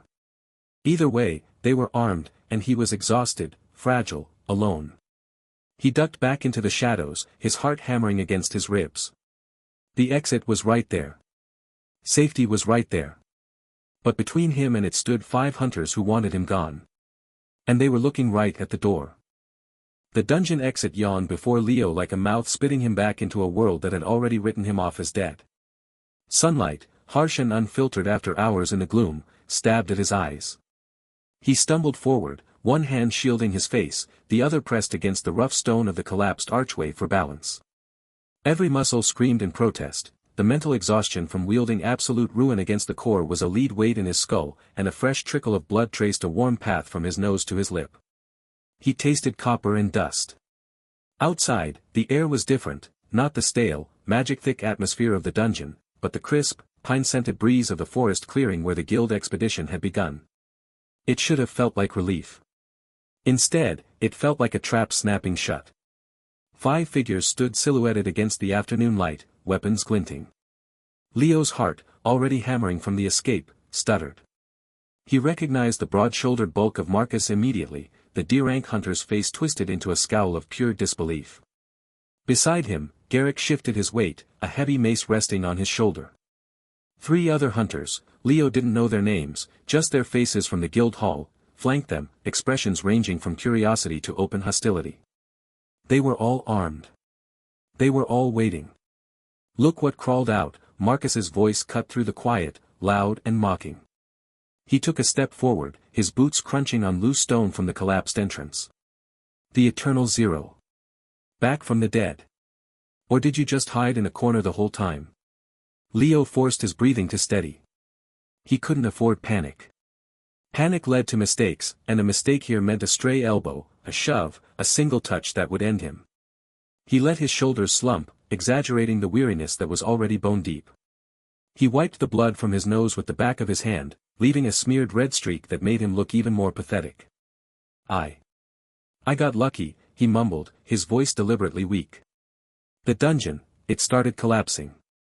I just ran. Lucky? Marcus barked a laugh, but it was hollow, edged with suspicion. He closed the distance, stopping just a few feet away. Leo could smell the leather and sweat on him. An F rank survives a dungeon that just ate a team of C ranks. That's not luck. That's cheating. What did you do, Leo? Steal some artifact. Make a deal with something down there. Garrick grunted, hefting his mace. He's got no loot. Look at him. It was true. Leo's pack was empty, sacrificed during his frantic escapes. He looked exactly like what he was supposed to be, a battered, resourceless F-rank who'd barely scraped through. But Marcus's eyes were narrow, scanning him, looking for a crack in the story. The other hunters watched, their hands resting on sword hilts or bowstrings. The clearing felt suddenly very small. "I didn't cheat," Leo said, putting a tremor in his words. He took a half-step back, careful, always careful, to keep distance. The monsters, they were fighting each other. "I just stayed out of the way." "Bullshit," Marcus spat. He gestured at the ruined dungeon entrance, where dust still billowed in small clouds. "That's not random collapse. Something big happened in there. And you're the only one who walked out." He took another step, now well within arm's reach. Leo's every instinct screamed to retreat, but he held his ground, forcing himself to look up at Marcus with wide, frightened eyes. "You're coming with us. Guildmaster's gonna want words. And we're gonna search you. Thoroughly." Leo's mind raced. Being searched meant hands on him. It meant being restrained. It meant death. He couldn't allow it. But fighting was worse, a direct confrontation would expose his fragility instantly. He needed a distraction. A misdirection. Marcus reached for Leo's collar. His fingers, thick and calloused, were inches away. Time seemed to slow. Leo's focus narrowed to a single point, the long sword at Marcus's hip. It was a well-made blade, steel gleaming, but to Leo's senses, honed by absolute ruin, it was just a concept waiting to be undone. He didn't need to touch it. He didn't even need to look directly at it. In the space between heartbeats, he let a sliver of his power unravel, not a blast, not even a visible effect, but a precise, invisible application of conceptual destruction aimed at the molecular bonds along a hairline section of the blade's base, near the hilt. It cost him. A sharp, icy pain lanced through his temples, and his vision swam with black spots. He swayed, and this time it wasn't entirely an act. But he held the thread of power for just a fraction of a second, then released it. Marcus's hand closed on empty air as Leo feigned a stumble backward, tripping over a loose rock and landing hard on his backside. Please," Leo gasped, raising his hands in a placating gesture. I'm not fighting you." "Pathetic," Marcus sneered, but he paused, his attention momentarily diverted by Leo's display of clumsiness. He shook his head and went to draw his sword, perhaps to emphasize his point. His hand wrapped around the hilt, and he pulled. With a sharp, crystalline ping, the blade snapped clean off just above the guard. The severed length of steel clattered to the ground, ringing dully against the stone. The remaining stump in the hilt gleamed with a perfectly smooth, almost glassy fracture. Silence. Marcus stared, dumbfounded, at the broken weapon in his hand. He turned it over, as if expecting to see some flaw, some explainable crack. There was none. The break was impossibly clean. "What the," he muttered. Garrick and the other hunters exchanged confused glances. Weapons didn't just fail like that. Not guild-issued steel. "Defective," one of the unnamed hunters, a woman with a short bow, said uncertainly. "Must have been a flaw in the forging." "Since when?" Marcus growled, but the certainty had bled from his voice. He looked from the broken sword to Leo, who was picking himself up slowly, dusting off his pants with trembling hands. Leo met his gaze with what he hoped was a convincing mask of bewildered fear. I don't know anything about swords," Leo whispered. The moment stretched. Marcus's suspicion was still there, a hot coal in his eyes, but it was now mixed with frustration and a seed of doubt. His proof, his threat, lay broken at his feet. Forcing the issue now, in front of witnesses, with no clear evidence of cheating, would make him look like a bully targeting the guild's weakest member over a piece of bad equipment. He scowled, throwing the useless hilt down beside the blade. "Fine. But this isn't over. The guildmaster will hear about this. A dungeon doesn't just destroy itself." Leo nodded meekly, his heart still pounding against his ribs. The deception had worked, but it was a temporary shield. He could feel the scrutiny intensify, not just from Marcus, but from all of them. Their eyes tracked his every move, noting the blood on his face, the exhaustion in his posture, the empty pack. They didn't believe his story of luck.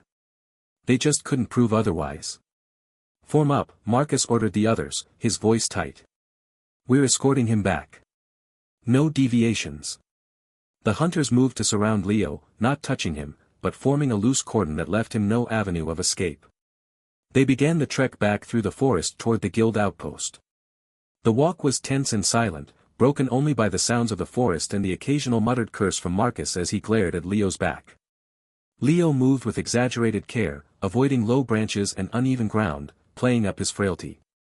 Every rustle in the undergrowth made him flinch internally, his nerves stretched wire-tight. He was dancing on the edge of a blade, and the audience was growing larger. When the wooden palisade of the guild outpost came into view, the tension coiled even tighter. Hunters milled about in the yard, some tending to gear, others gathered in small groups talking in low voices. News of the dungeon's collapse and Leo's solitary return had clearly preceded them. Conversations died as they approached. Heads turned. Leo felt dozens of eyes upon him, a mixture of curiosity, disbelief, and scorn. They passed through the gate into the central yard. The air here smelled of sawdust, forge smoke, and sweat. Leo's steps faltered as he saw the figure waiting for them on the steps of the main hall. She was a woman in her late 40s, her hair streaked with silver and tied back in a severe bun. She wore practical leathers marked with the guild's insignia, but they were of finer make than the standard issue. Her posture was rigid, her arms crossed over her chest. Her eyes, a cold, flinty gray, swept over the approaching group and locked onto Leo with an intensity that felt physical. This was Guildmaster Alara, a former A-rank hunter who'd retired to administrative duty after a career-ending injury. Her reputation for being mercilessly pragmatic was well known. Marcus stopped before her, giving a short, stiff nod. "Guildmaster. We retrieved the F rank. Leo." Alara's gaze didn't waver from Leo. She descended the steps slowly, her boots making no sound on the packed earth. The yard had gone utterly quiet. Even the distant clang of the blacksmith's hammer had ceased. She stopped a pace away from Leo. He could see the fine lines around her eyes, the calculating intelligence in them.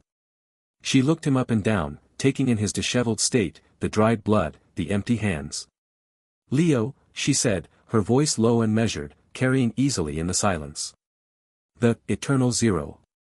You are the only survivor of Expedition Team 7, which entered the Gloomwood Caverns this morning. The dungeon has since experienced a total structural collapse, an event without precedent for a cavern of its class." She paused, letting the weight of the statement settle. "You will explain. Now. Every detail. Start from the moment you were separated." Her eyes were like probes, piercing through his act of frailty, digging for the truth he had buried beneath layers of deception and a single, subtly broken sword. The scrutiny was absolute. The safe distance he had maintained since awakening his power was gone. He was exposed, surrounded, and the one person with the authority to dismantle his fragile existence was demanding answers he could not afford to give. The guild hall felt like a cage made of eyes. Leo stood at the center of the stone-floored yard, the morning sun casting sharp shadows that seemed to point accusing fingers at him. Around him, hunters of various ranks formed a loose semicircle, some leaning against wooden support beams, others perched on crates of supplies, all watching with expressions ranging from curiosity to outright hostility. The air smelled of sweat, leather, and the faint metallic tang of recently cleaned weapons. Guildmaster Alara stood before him, her posture rigid. She was a woman in her 40s, with silver-streaked black hair tied in a severe bun and eyes the color of storm clouds. Her hunter's leathers were worn but meticulously maintained, the guild insignia, a crossed sword and shield, stitched over her heart. She didn't need to raise her voice, the silence she commanded was more intimidating than any shout. "Explain," she said, the single word hanging in the air like a blade. Leo's heart hammered against his ribs. A single misstep here, a single accidental brush against someone's armor or weapon, and it would all be over. He kept his hands carefully at his sides, fingers slightly curled to avoid any sudden movements. The memory of the dungeon's collapse was still fresh, the roar of falling stone, the psychic whispers of the core, the way absolute ruin had torn through reality itself. But he couldn't mention any of that. There was an anomaly, Leo began, his voice steady despite the tremor in his legs. He'd practiced this lie in his head during the walk back. When the phantom stalker died, it triggered something. The dungeon started shaking, and I found a chamber with energy pulses. He gestured vaguely, careful not to point directly at anyone. I hid in a crevice. The pulses grew stronger, then everything collapsed. I barely made it to the exit. Marcus snorted from the edge of the crowd. He stood with Garrick and the 3 other hunters who'd been waiting outside the dungeon, a burly man with a scar across his cheek named Rourke, a lean woman with twin daggers at her hips named Celine, and a younger hunter with nervous eyes named Kale. Marcus's broken sword hung at his belt, a visible reminder of Leo's earlier deception. Anomaly? Marcus sneered. You expect us to believe an F-rank survived an S-rank dungeon collapse by hiding in a hole? Murmurs rippled through the gathered hunters. Leo saw the doubt in their faces, the way their eyes narrowed, the subtle shifts in their stances. These were people who lived by strength and proven capability. An eternal zero claiming miraculous survival didn't fit their worldview. Guildmaster Alara's gaze never left Leo. And the core, she asked. Dungeon monitors registered a complete energy dissipation. That doesn't happen from simple collapse. Leo's mind raced. He needed proof, something tangible that would explain his survival without revealing his fragility. His eyes scanned the yard, landing on the training area at the far end. Stone dummies stood in rows, their surfaces scarred from countless practice strikes. One particular dummy, newer than the others, stood slightly apart. I have something, Leo said, choosing his words with the care of a bomb diffuser. Not a rank. Not growth potential.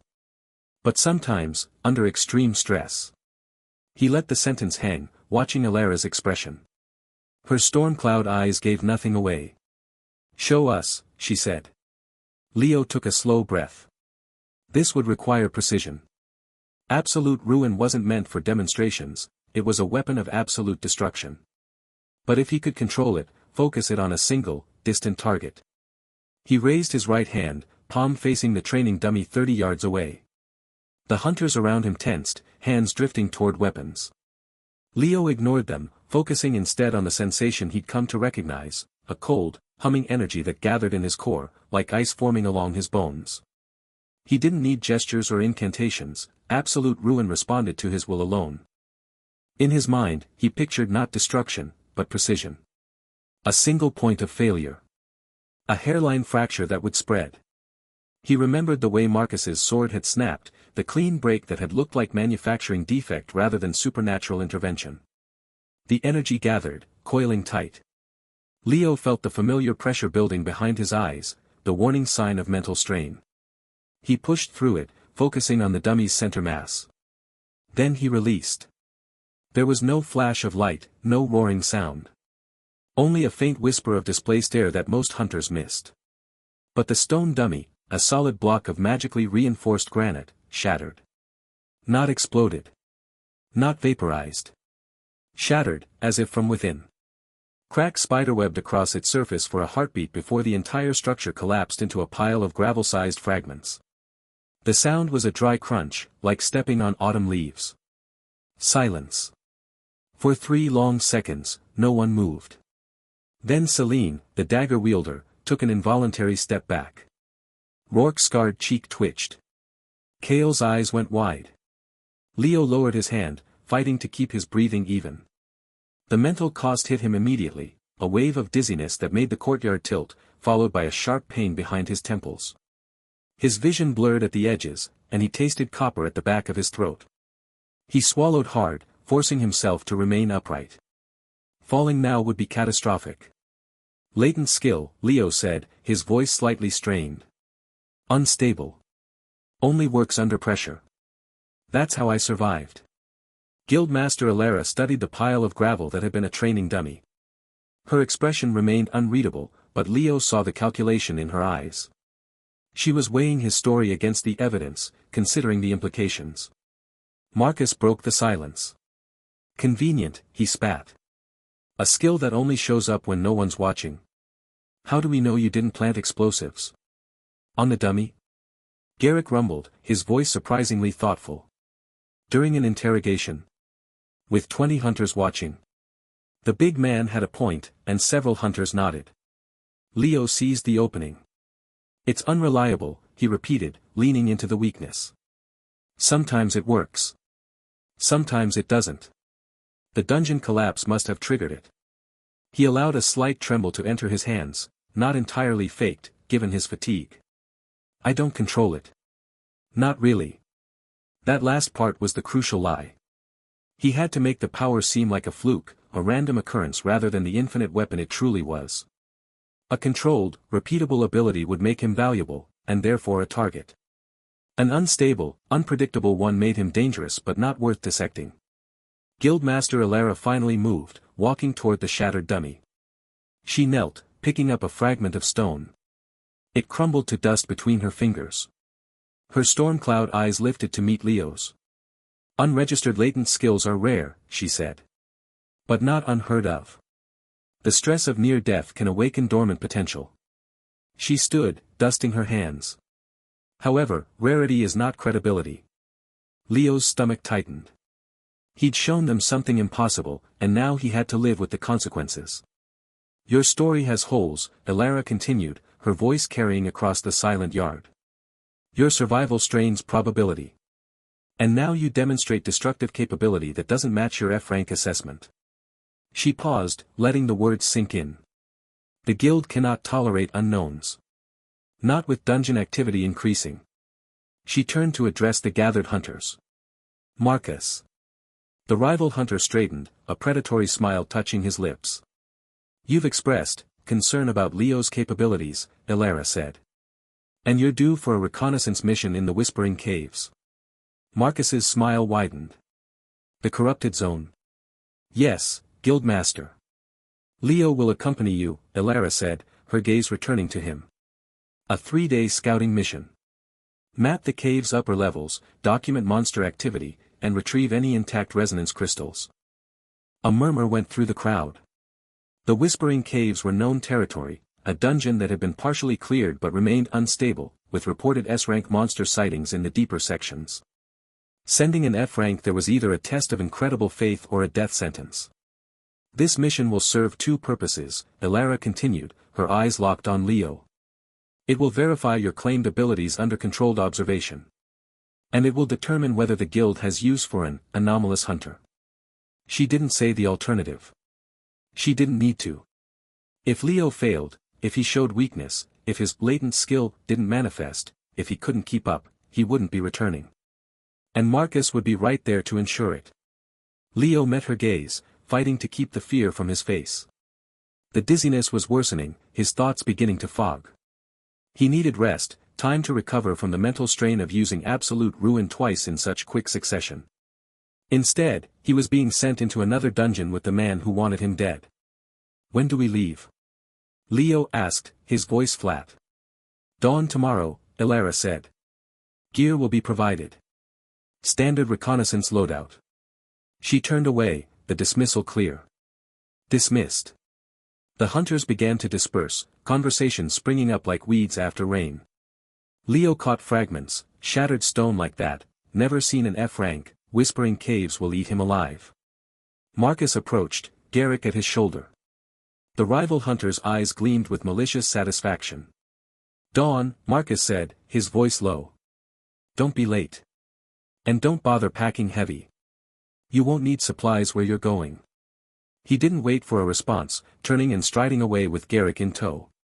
The other hunters gave Leo wide berth, their expressions a mix of wariness and pity. Leo stood alone in the emptying yard, the sun now high overhead. The pile of gravel that had been a training dummy seemed to mock him, proof of power that was also a death sentence. He bought himself a day's reprieve, but at what cost? He turned toward the guild's barracks, his steps careful on the uneven stones. Every shadow seemed to hold watching eyes. Every passing hunter a potential threat. His HP was still 1. His body still fragile as glass. And tomorrow, he would walk into a dungeon with the man who wanted to break him. The weight of it settled on his shoulders, not just the mission, but the lie he had to maintain. The half-truths. The constant vigilance. He was dancing on the edge of oblivion, and the music was getting faster. He reached the barracks door, pausing to look back at the guild hall. Guildmaster Elara stood on the upper balcony, watching him. Even at this distance, he could feel the intensity of her gaze. She didn't believe his story. Not entirely. But she was willing to test it. And tests, in this world, had a way of becoming executions. Leo pushed the door open and stepped into the dim interior. The hallway stretched before him, lined with doors to small, Spartan rooms. His was at the end, the one usually reserved for temporary recruits and failures. He walked slowly, each step measured. His mind replayed the shattering of the dummy, the way the stone had disintegrated from within. He'd controlled it. Barely. The mental cost had been high, but he'd done it. Tomorrow would require more. Not just control, but deception. Not just power, but precision. And all while keeping Marcus from getting close enough to touch him. He reached his room, the door unlocked. Inside was a narrow cot, a small table, and a window overlooking the training yard. He could still see the pile of gravel from here. Leo sat on the edge of the cot, his head in his hands. The dizziness was fading, replaced by a deep, bone-weary fatigue. He needed sleep. He needed to recover. But first, he needed to plan. Because dawn was coming. And with it, the whispering caves. And Marcus. He lay back on the cot, staring at the ceiling. The stone was cracked in one corner, a hairline fracture that ran toward the window. Like the dummy. Like Marcus's sword. Everything was breaking around him. The question was whether he would break with it. The whispering caves lived up to their name. As Leo stepped through the corrupted entrance, 1,000 faint voices seemed to brush against his consciousness, not words, but sensations of hunger, rage, and ancient malice. The air tasted of damp stone and something metallic, like blood left to dry in shadowed places. Bioluminescent fungi clung to the walls in sickly green and violet patches, casting shifting light that made the tunnel seem to breathe. Marcus walked 3 paces ahead, his broad shoulders blocking most of the tunnel. The guild hunter had been silent since they'd left the outpost, but Leo could feel the tension radiating from him like heat from a forge. Every few minutes, Marcus would glance back, his eyes scanning Leo with the cold calculation of a predator assessing when to strike. "Keep up, Zero," Marcus finally said, his voice echoing unnaturally in the tunnel. "If you lag behind, I'm not coming back for you." Guildmaster's orders were reconnaissance, not babysitting. Leo forced his breathing to remain steady. His heart hammered against his ribs, a frantic drumbeat that reminded him how fragile this dance was.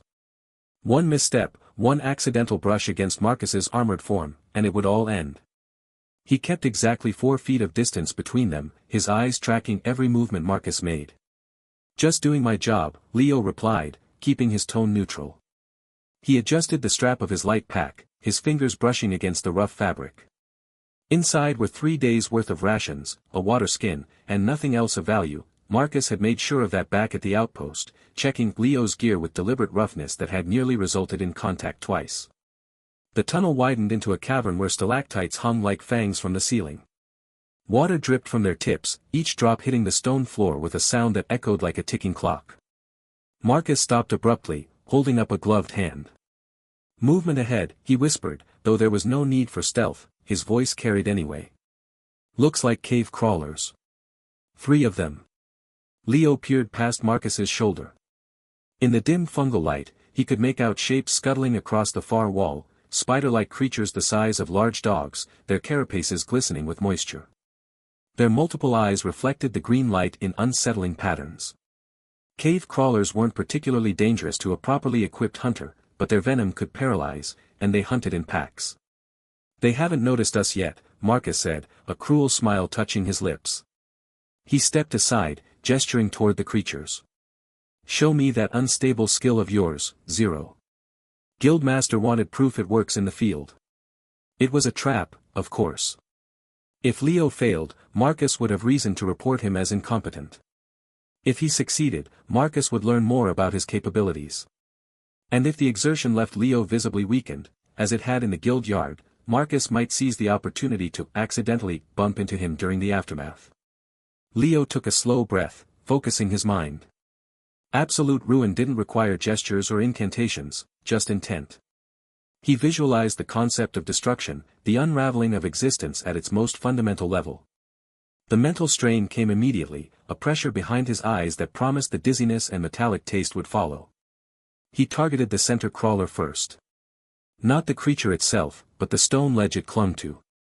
A section of rock about the size of a dinner plate simply ceased to be, not crumbling, not exploding, but vanishing as if it had never existed.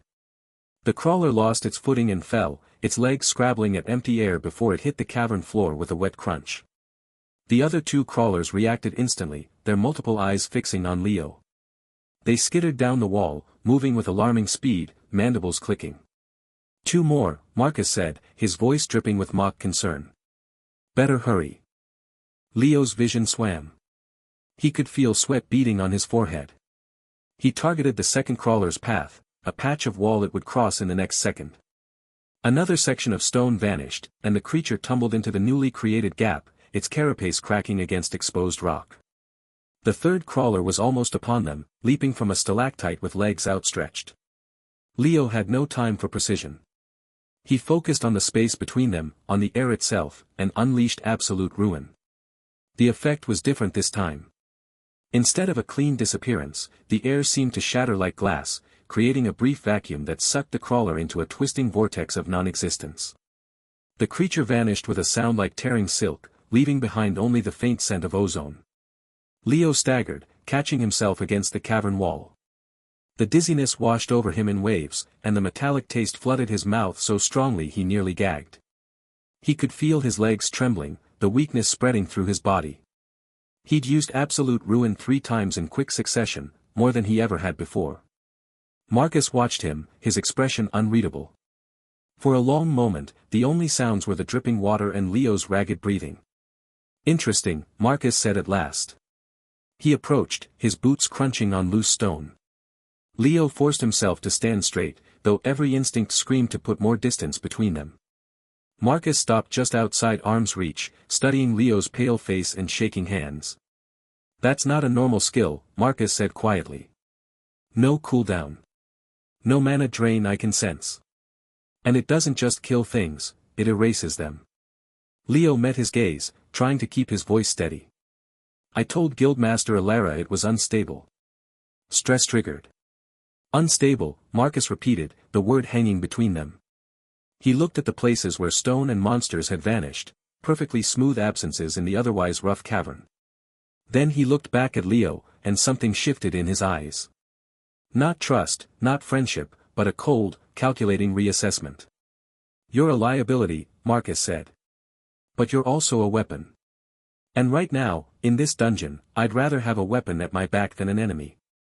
He turned and continued down the tunnel without waiting for a response. After a moment's hesitation, Leo followed, maintaining his careful distance. The unspoken truce felt as fragile as his own existence. For hours they navigated the whispering caves, following the map provided by the guild. The corruption grew more pronounced as they descended, patches of black, viscous substance that pulsed slowly on the walls, and strange crystalline formations that hummed with malevolent energy. Twice they encountered more monsters, a pack of skeletal rats that Leo dispatched with a single wide-area application of absolute ruin, leaving him so weak he had to lean against a wall for 5 minutes, and a floating spectral wraith that Marcus dealt with using his own fire-based skills. Each encounter reinforced the uneasy balance between them. Marcus stopped trying to provoke direct confrontation, instead watching Leo with the intensity of a scholar studying a dangerous artifact. He asked no more questions about the skill, but Leo could see him mentally cataloging every detail, the fatigue that followed each use, the lack of visible energy expenditure, the absolute precision of the destruction. During a rest period in a relatively secure alcove, Marcus broke the silence that had settled between them. "The guild thinks you cheated your way through the last dungeon," he said, not looking at Leo as he checked his equipment. "They think you found some artifact or made a deal with something in the deep places." Leo remained silent, chewing on a piece of dried meat. The taste was bland, but it helped settle his stomach. "I don't care if you cheated," Marcus continued, his voice low. "This world rewards results, not methods. But that skill of yours, it's going to draw attention. The wrong kind of attention." "Is that a threat?" Leo asked quietly. Marcus finally looked at him.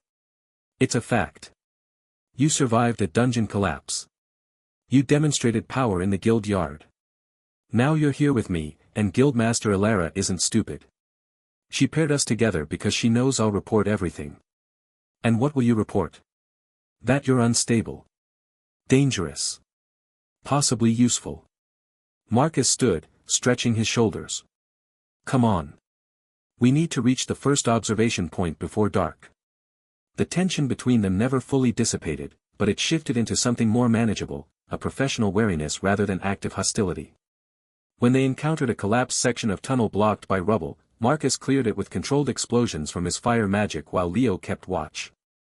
When Leo's fatigue from using absolute ruin made him stumble on uneven ground, Marcus didn't offer a hand, a small mercy Leo was grateful for, but he did slow their pace. On the second day, they found the first real evidence of the dungeon's corruption. A chamber filled with those black, pulsing growths, and at its center, a hunter's corpse, or what remained of it. The body was partially absorbed into the corruption, flesh merging with the dark substance in a way that made Leo's stomach turn. Guild Scout, Marcus identified, examining the tattered insignia on what remained of the armor. Went missing last week. Report said he was investigating energy fluctuations. Leo watched as Marcus carefully extracted a data crystal from the corpse's equipment pouch.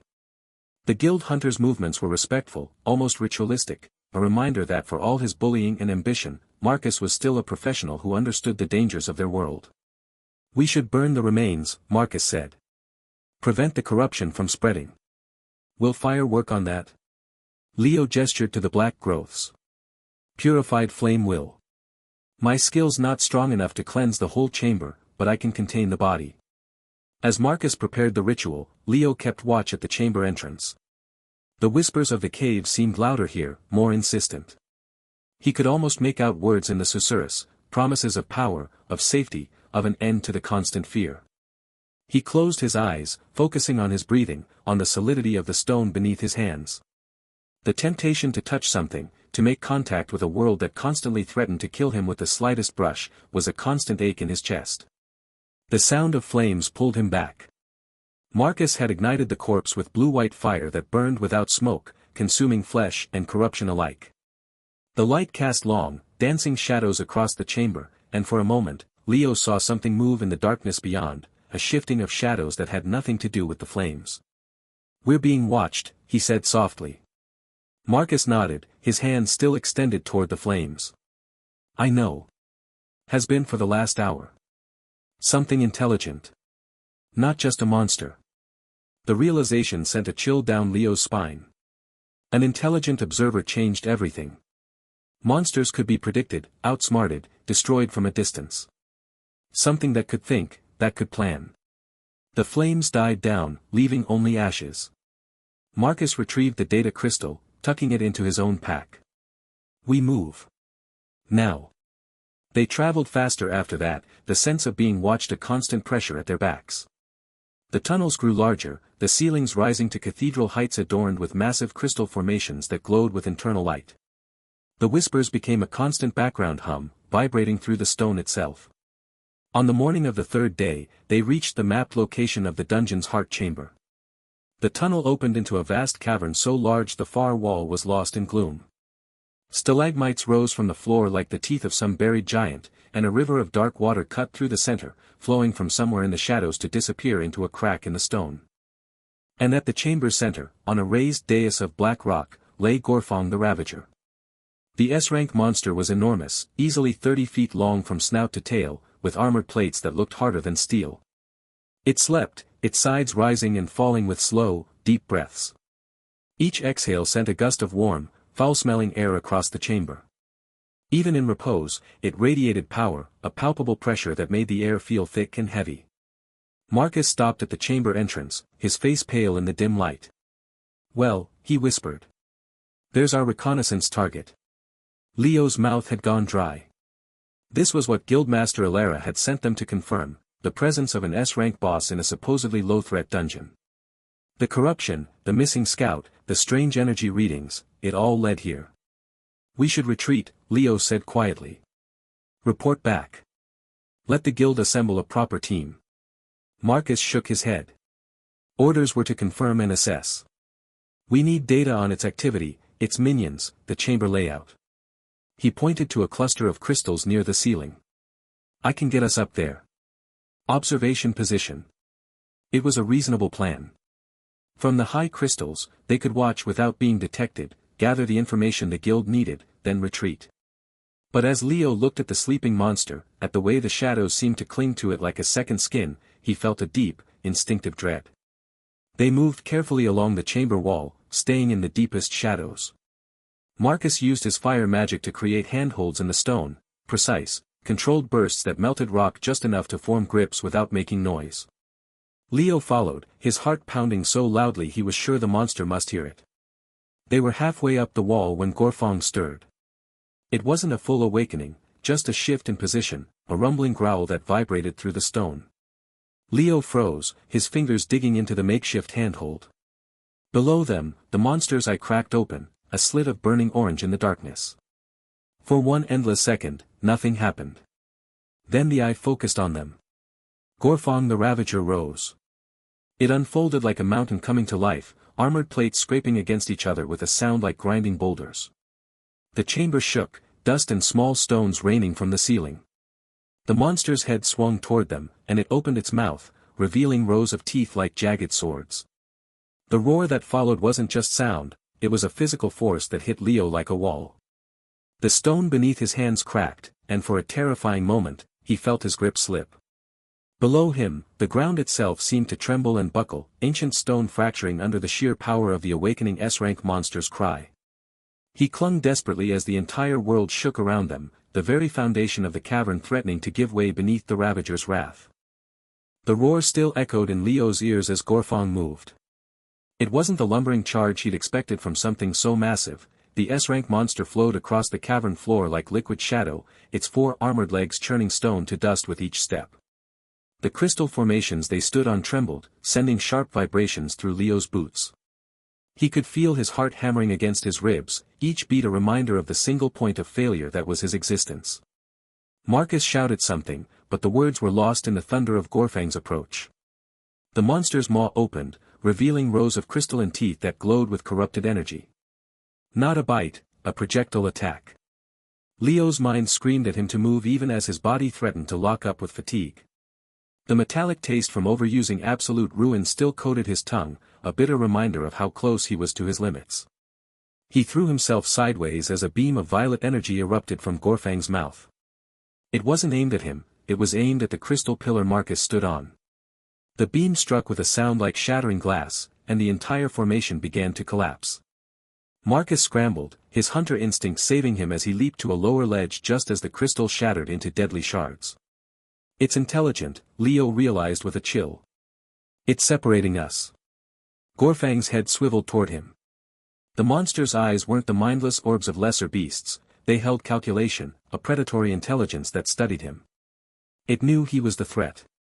The one who had invaded its domain. The one whose very presence made the corrupted energy in the chamber pulse with agitation. Another charge. This time, Gorfong didn't fire its energy beam. It closed the distance with terrifying speed, its front claws rising to smash the crystal platform Leo stood on. The attack wasn't aimed at his body, it was aimed at his footing. At creating the shockwave that would knock him down, make him vulnerable, turn his precarious position into a death sentence. Leo didn't wait for the impact. He jumped. The air rushed past him as he fell 15 feet to a lower crystal outcrop. His landing was clumsy, his knees buckling as he hit the uneven surface. A sharp pain shot through his ankle, not broken, but twisted. He could feel the joint protest as he forced himself upright. One misstep. That's all it would take. One fall onto sharp crystal, one graze against Gorfang's armored hide, one stray rock from the collapsing cavern ceiling. Gorfong didn't give him time to recover. The monster pivoted, its tail, a segmented weapon tipped with barbed crystal, whipped through the air. Leo saw it coming, saw the arc that would catch him if he stayed where he was. He threw himself into a roll, feeling the wind of the tail's passage inches from his back. The impact against the crystal wall behind him sent shards flying like shrapnel. One piece, no larger than a coin, sliced through the air. Leo saw it coming, tried to twist away, but his twisted ankle betrayed him. The crystal shard grazed his left arm, cutting through his gild-issued leather armor as if it were paper. A line of fire traced across his skin. He felt the warmth of blood before he saw it, a single crimson drop welling up from the shallow cut. His breath caught in his throat. That was it. That was all it took. A scratch. A graze. If that shard had struck an inch deeper, if it had hit an artery, if it had carried just a little more force. He was bleeding. In front of Marcus. In front of the monster that was already charging again. Panic threatened to overwhelm him. The logical part of his brain screamed that it was just a surface wound, that he wasn't dying, that his HP was still 1, always 1, never changing. But the animal part, the survival instinct that had kept him alive through mockery and dungeons and near-death encounters, shrieked that he was exposed. Vulnerable. One step from oblivion. Gorfong saw the blood. Its nostrils flared, drinking in the scent. The monster's movements changed, became more focused, more predatory. It recognized weakness. It recognized prey. No, Leo thought, the word a silent vow. I'm not prey. He raised his hand, ignoring the tremor in his fingers. Absolute ruin didn't require gestures or incantations, it was will-given form, intent made destruction. But the focus helped. The targeting helped. He couldn't afford wild bursts of energy, not with his mental reserves so depleted. He needed precision. Surgical strikes. Gorfong charged again, this time aiming directly for him. The monster lowered its head, the crystalline horns on its brow glowing with that same violet energy. A direct charge. A killing blow. Leo didn't dodge. He stood his ground, his eyes fixed on the space between Gorfang's front legs. There, where the armored plates met, was a gap. A vulnerability. He'd seen it during the monster's movements, a flash of softer tissue, a chink in the S-rank armor. He unleashed absolute ruin. There was no beam of light, no dramatic explosion. Just a silent, conceptual unraveling. The space he targeted ceased to exist according to the rules of physics. The armor plates around Gorfang's left foreleg didn't shatter, they simply stopped being connected. They fell away like petals from a dying flower, revealing the muscle and bone beneath. Gorfong screamed. The sound was unlike anything Leo had ever heard, a mixture of rage, pain, and something almost like betrayal. How could something so small hurt something so mighty? How could a creature that bled from a crystal shard unravel its very being? The monster stumbled, its charge breaking as its leg gave way. It crashed into the crystal wall, sending another shower of deadly fragments through the chamber. Leo had to dive again, his injured ankle screaming in protest as he landed hard on his shoulder. The impact drove the air from his lungs, left him gasping on the cold stone floor. He could hear Marcus shouting from across the chamber. What the hell was that? Leo! What did you do? No time to answer. No breath to spare. Gorfong was recovering, pushing itself upright despite the ruined leg. The monster's eyes found him again, and this time, there was no calculation. Only hatred. Only the desire to erase him from existence. The dance continued. For what felt like hours but could only have been minutes, Leo moved. He became a ghost among the crystals, flowing from cover to cover, always staying just out of reach. Every time Gorfong attacked, he responded with absolute ruin, not massive bursts of energy, but precise, targeted applications. He unraveled the joint of the monster's right hind leg. He erased a section of the armored plating along its spine. He targeted the crystalline growths that glowed with corrupted energy, causing them to flicker and die. Each use cost him. The metallic taste in his mouth became a constant presence. Dizziness washed over him in waves, threatening to pull him under. His vision blurred at the edges, the world taking on a dreamlike quality. He was running on fumes, pushing his mind beyond its limits, gambling that his body would hold out long enough. Gorfong was weakening. The S-rank monster, once a creature of terrifying power, now moved with a painful limp. Its attacks grew slower, less coordinated. The violet energy that had once pulsed from its body now flickered like a dying flame. But it wasn't defeated. Not yet. With a final, desperate surge, Gorfong gathered all its remaining energy. The corrupted crystals throughout the chamber began to glow, feeding power back to their master. The monster's body shone with violet light, becoming almost translucent. It was preparing one last attack, a blast that would erase everything in the chamber. Leo saw his opening. While Gorfong gathered energy, it had become still.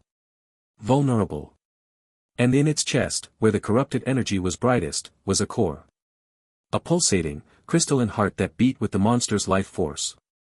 He didn't have the strength for precision anymore. He didn't have the focus for surgical strikes. All he had left was raw, desperate will. He pointed at the core and unleashed everything he had left. Absolute ruin didn't unravel the core. It didn't shatter it or break it apart. It simply declared that the core should not exist.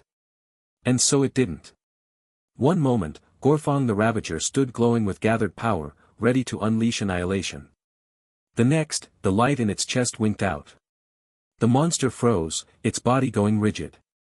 A network of cracks spread from where its core had been, racing across its armor plates, through its flesh, along its crystalline growths.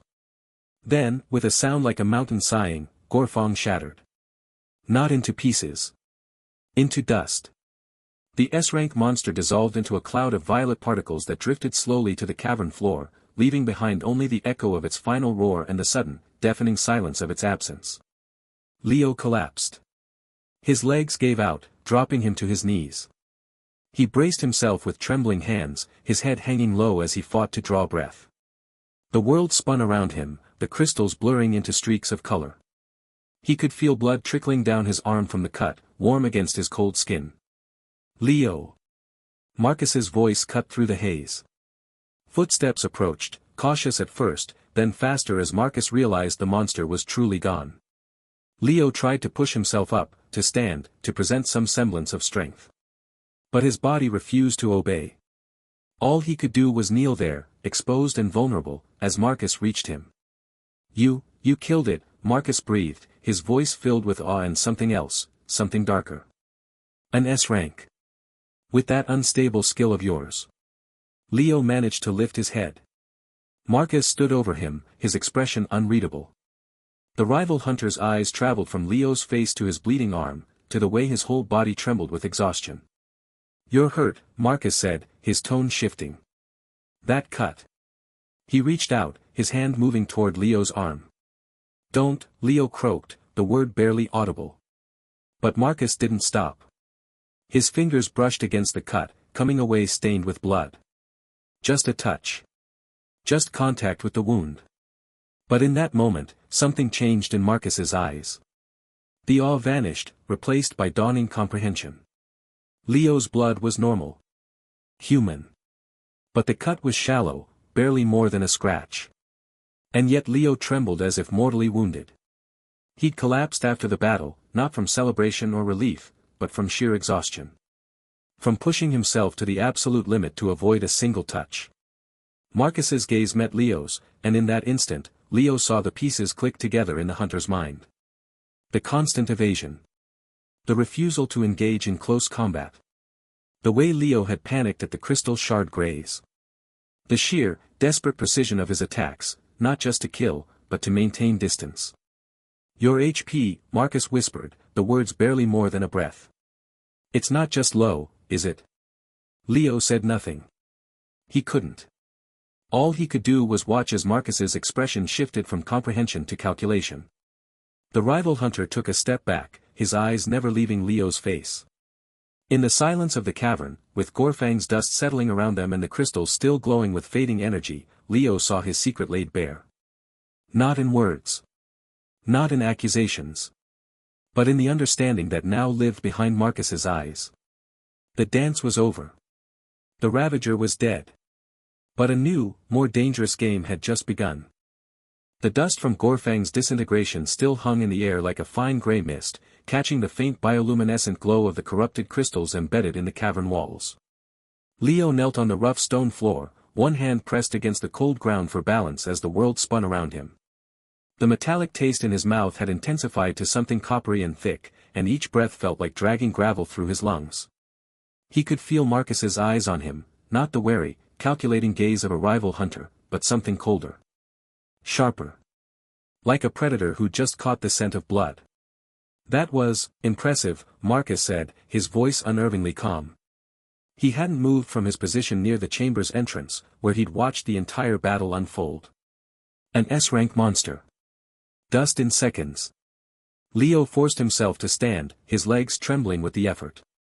The cut on his arm, just a graze from that stray crystal shard, had already stopped bleeding, but the thin red line stood out starkly against his pale skin. He tried to keep his breathing steady, to hide the dizziness that made the cavern walls seem to pulse and breathe around him.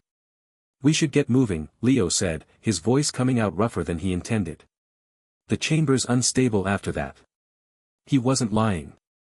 Cracks spiderwebbed across the ceiling where Gorfang's death throes had shaken the ancient stone, and occasional pebbles skittered down from above. The entire dungeon felt like a held breath waiting to be released. Marcus took a step forward, then another. His movements were deliberate, unhurried. "That cut," he said, his eyes fixed on Leo's arm. "Just a scratch, right?" Leo's heart hammered against his ribs.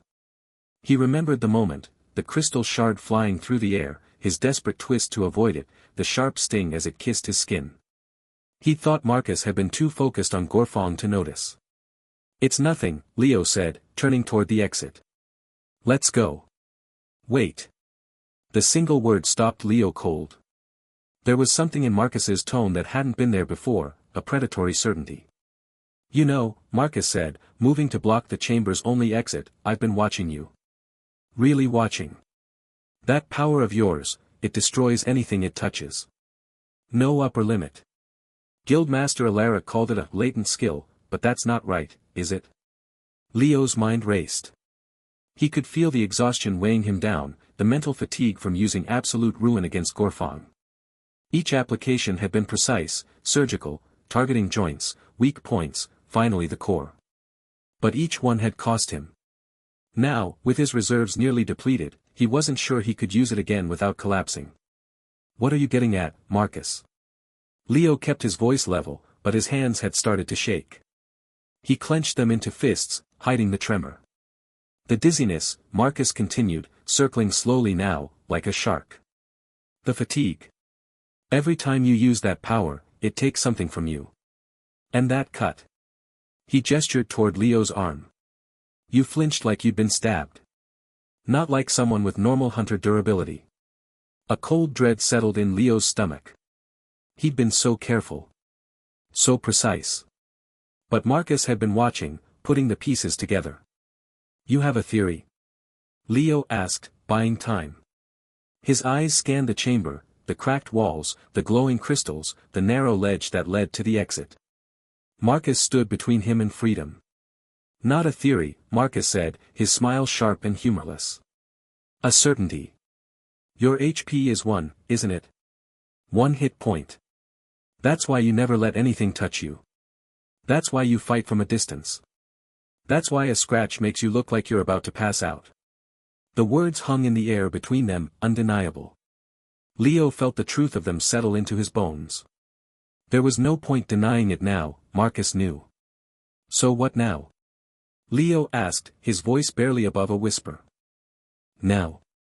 Marcus's hand went to the hunting knife at his belt. "The guild has a standing bounty for information on unstable hunters. For hunters who might be compromised. And capturing one alive. That's worth even more." He took another step forward. "Or maybe I just report you dead. Again. Claim you didn't survive the dungeon. Either way, Leo, you're not walking out of here on your own 2 feet." Leo's mind raced through options, each more desperate than the last. He couldn't fight Marcus directly, one touch, one lucky strike, and he'd be dead. His absolute ruin could destroy Marcus instantly, but the mental cost might knock him unconscious, leaving him vulnerable in the unstable chamber. And if he missed, if Marcus dodged. Then he saw it. The cracks in the ceiling above the exit. The way the stone had fractured when Gorfang roared. The entire section looked precarious, held together by little more than hope and gravity. "You're making a mistake," Leo said, backing away slowly. He needed distance. He needed a clear line of sight. "Am I?" Marcus drew his knife. The blade caught the crystal light, gleaming with a sickly purple hue. "I don't think so. I think I'm finally seeing you for what you are. Not some awakened prodigy. Just a fragile thing pretending to be strong." He lunged. Leo didn't think. He reacted.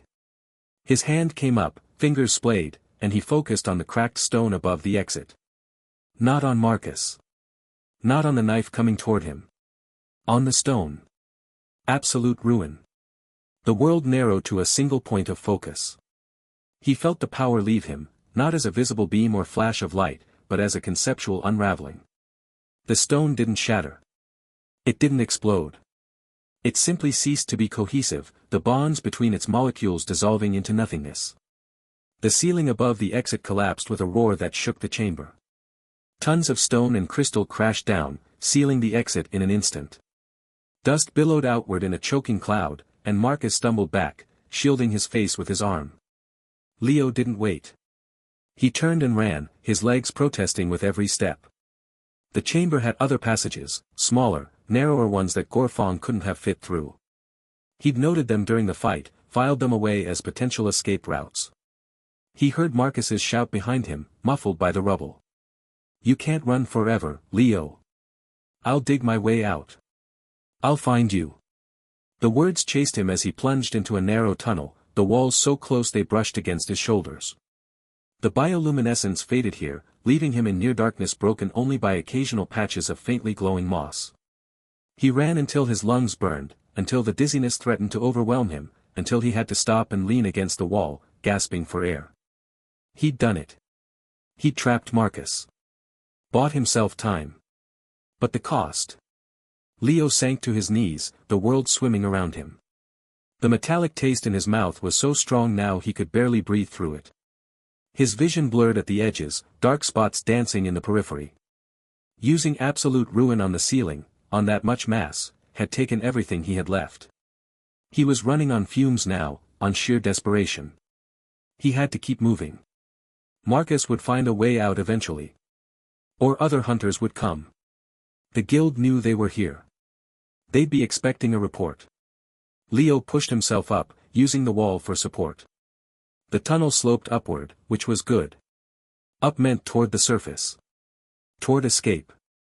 He moved through the dungeon's depths like a ghost, avoiding the main passages where monsters might still lurk. His mind worked on autopilot, noting every sound, every shift in the air, every faint vibration in the stone. The dungeon felt different now, not just dangerous, but actively hostile.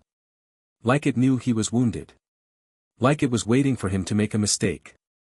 Hours passed in a blur of darkness and pain. Leo lost track of time, of direction. He followed the upward slope, the occasional draft of fresher air, the distant sounds that might have been wind or water or something else entirely. Finally, he saw light. Not the sickly glow of corrupted crystals, but the gray, diffuse light of early morning filtering down through a crack in the ceiling. An exit. He climbed toward it, his fingers finding purchase in the rough stone.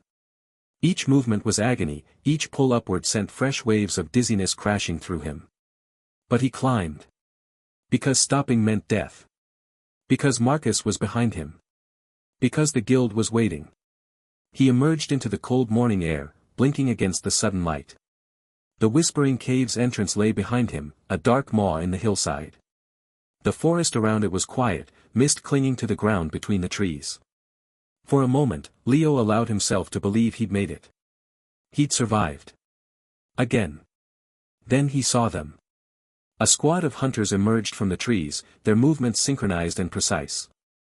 6 of them, armed and armored in gear that shimmered with enchantments. Elite hunters.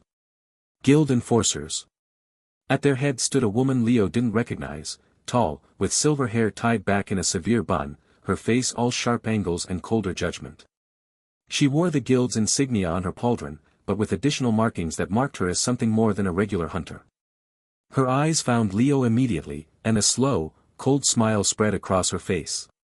She raised one hand, pointing directly at him. "There," she said, her voice carrying clearly through the morning mist. "The unstable one." The hunters fanned out, moving to surround him.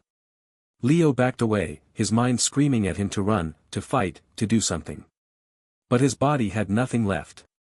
The dizziness was a constant now, the world tilting on its axis. He could barely stand. The silver-haired woman took a step forward, her smile never wavering. "Leo, isn't it? Guildmaster Alara sends her regards. She thought you might need assistance." Leo's heart hammered against his ribs, a frantic, desperate rhythm. He was exposed. Out in the open. No cover.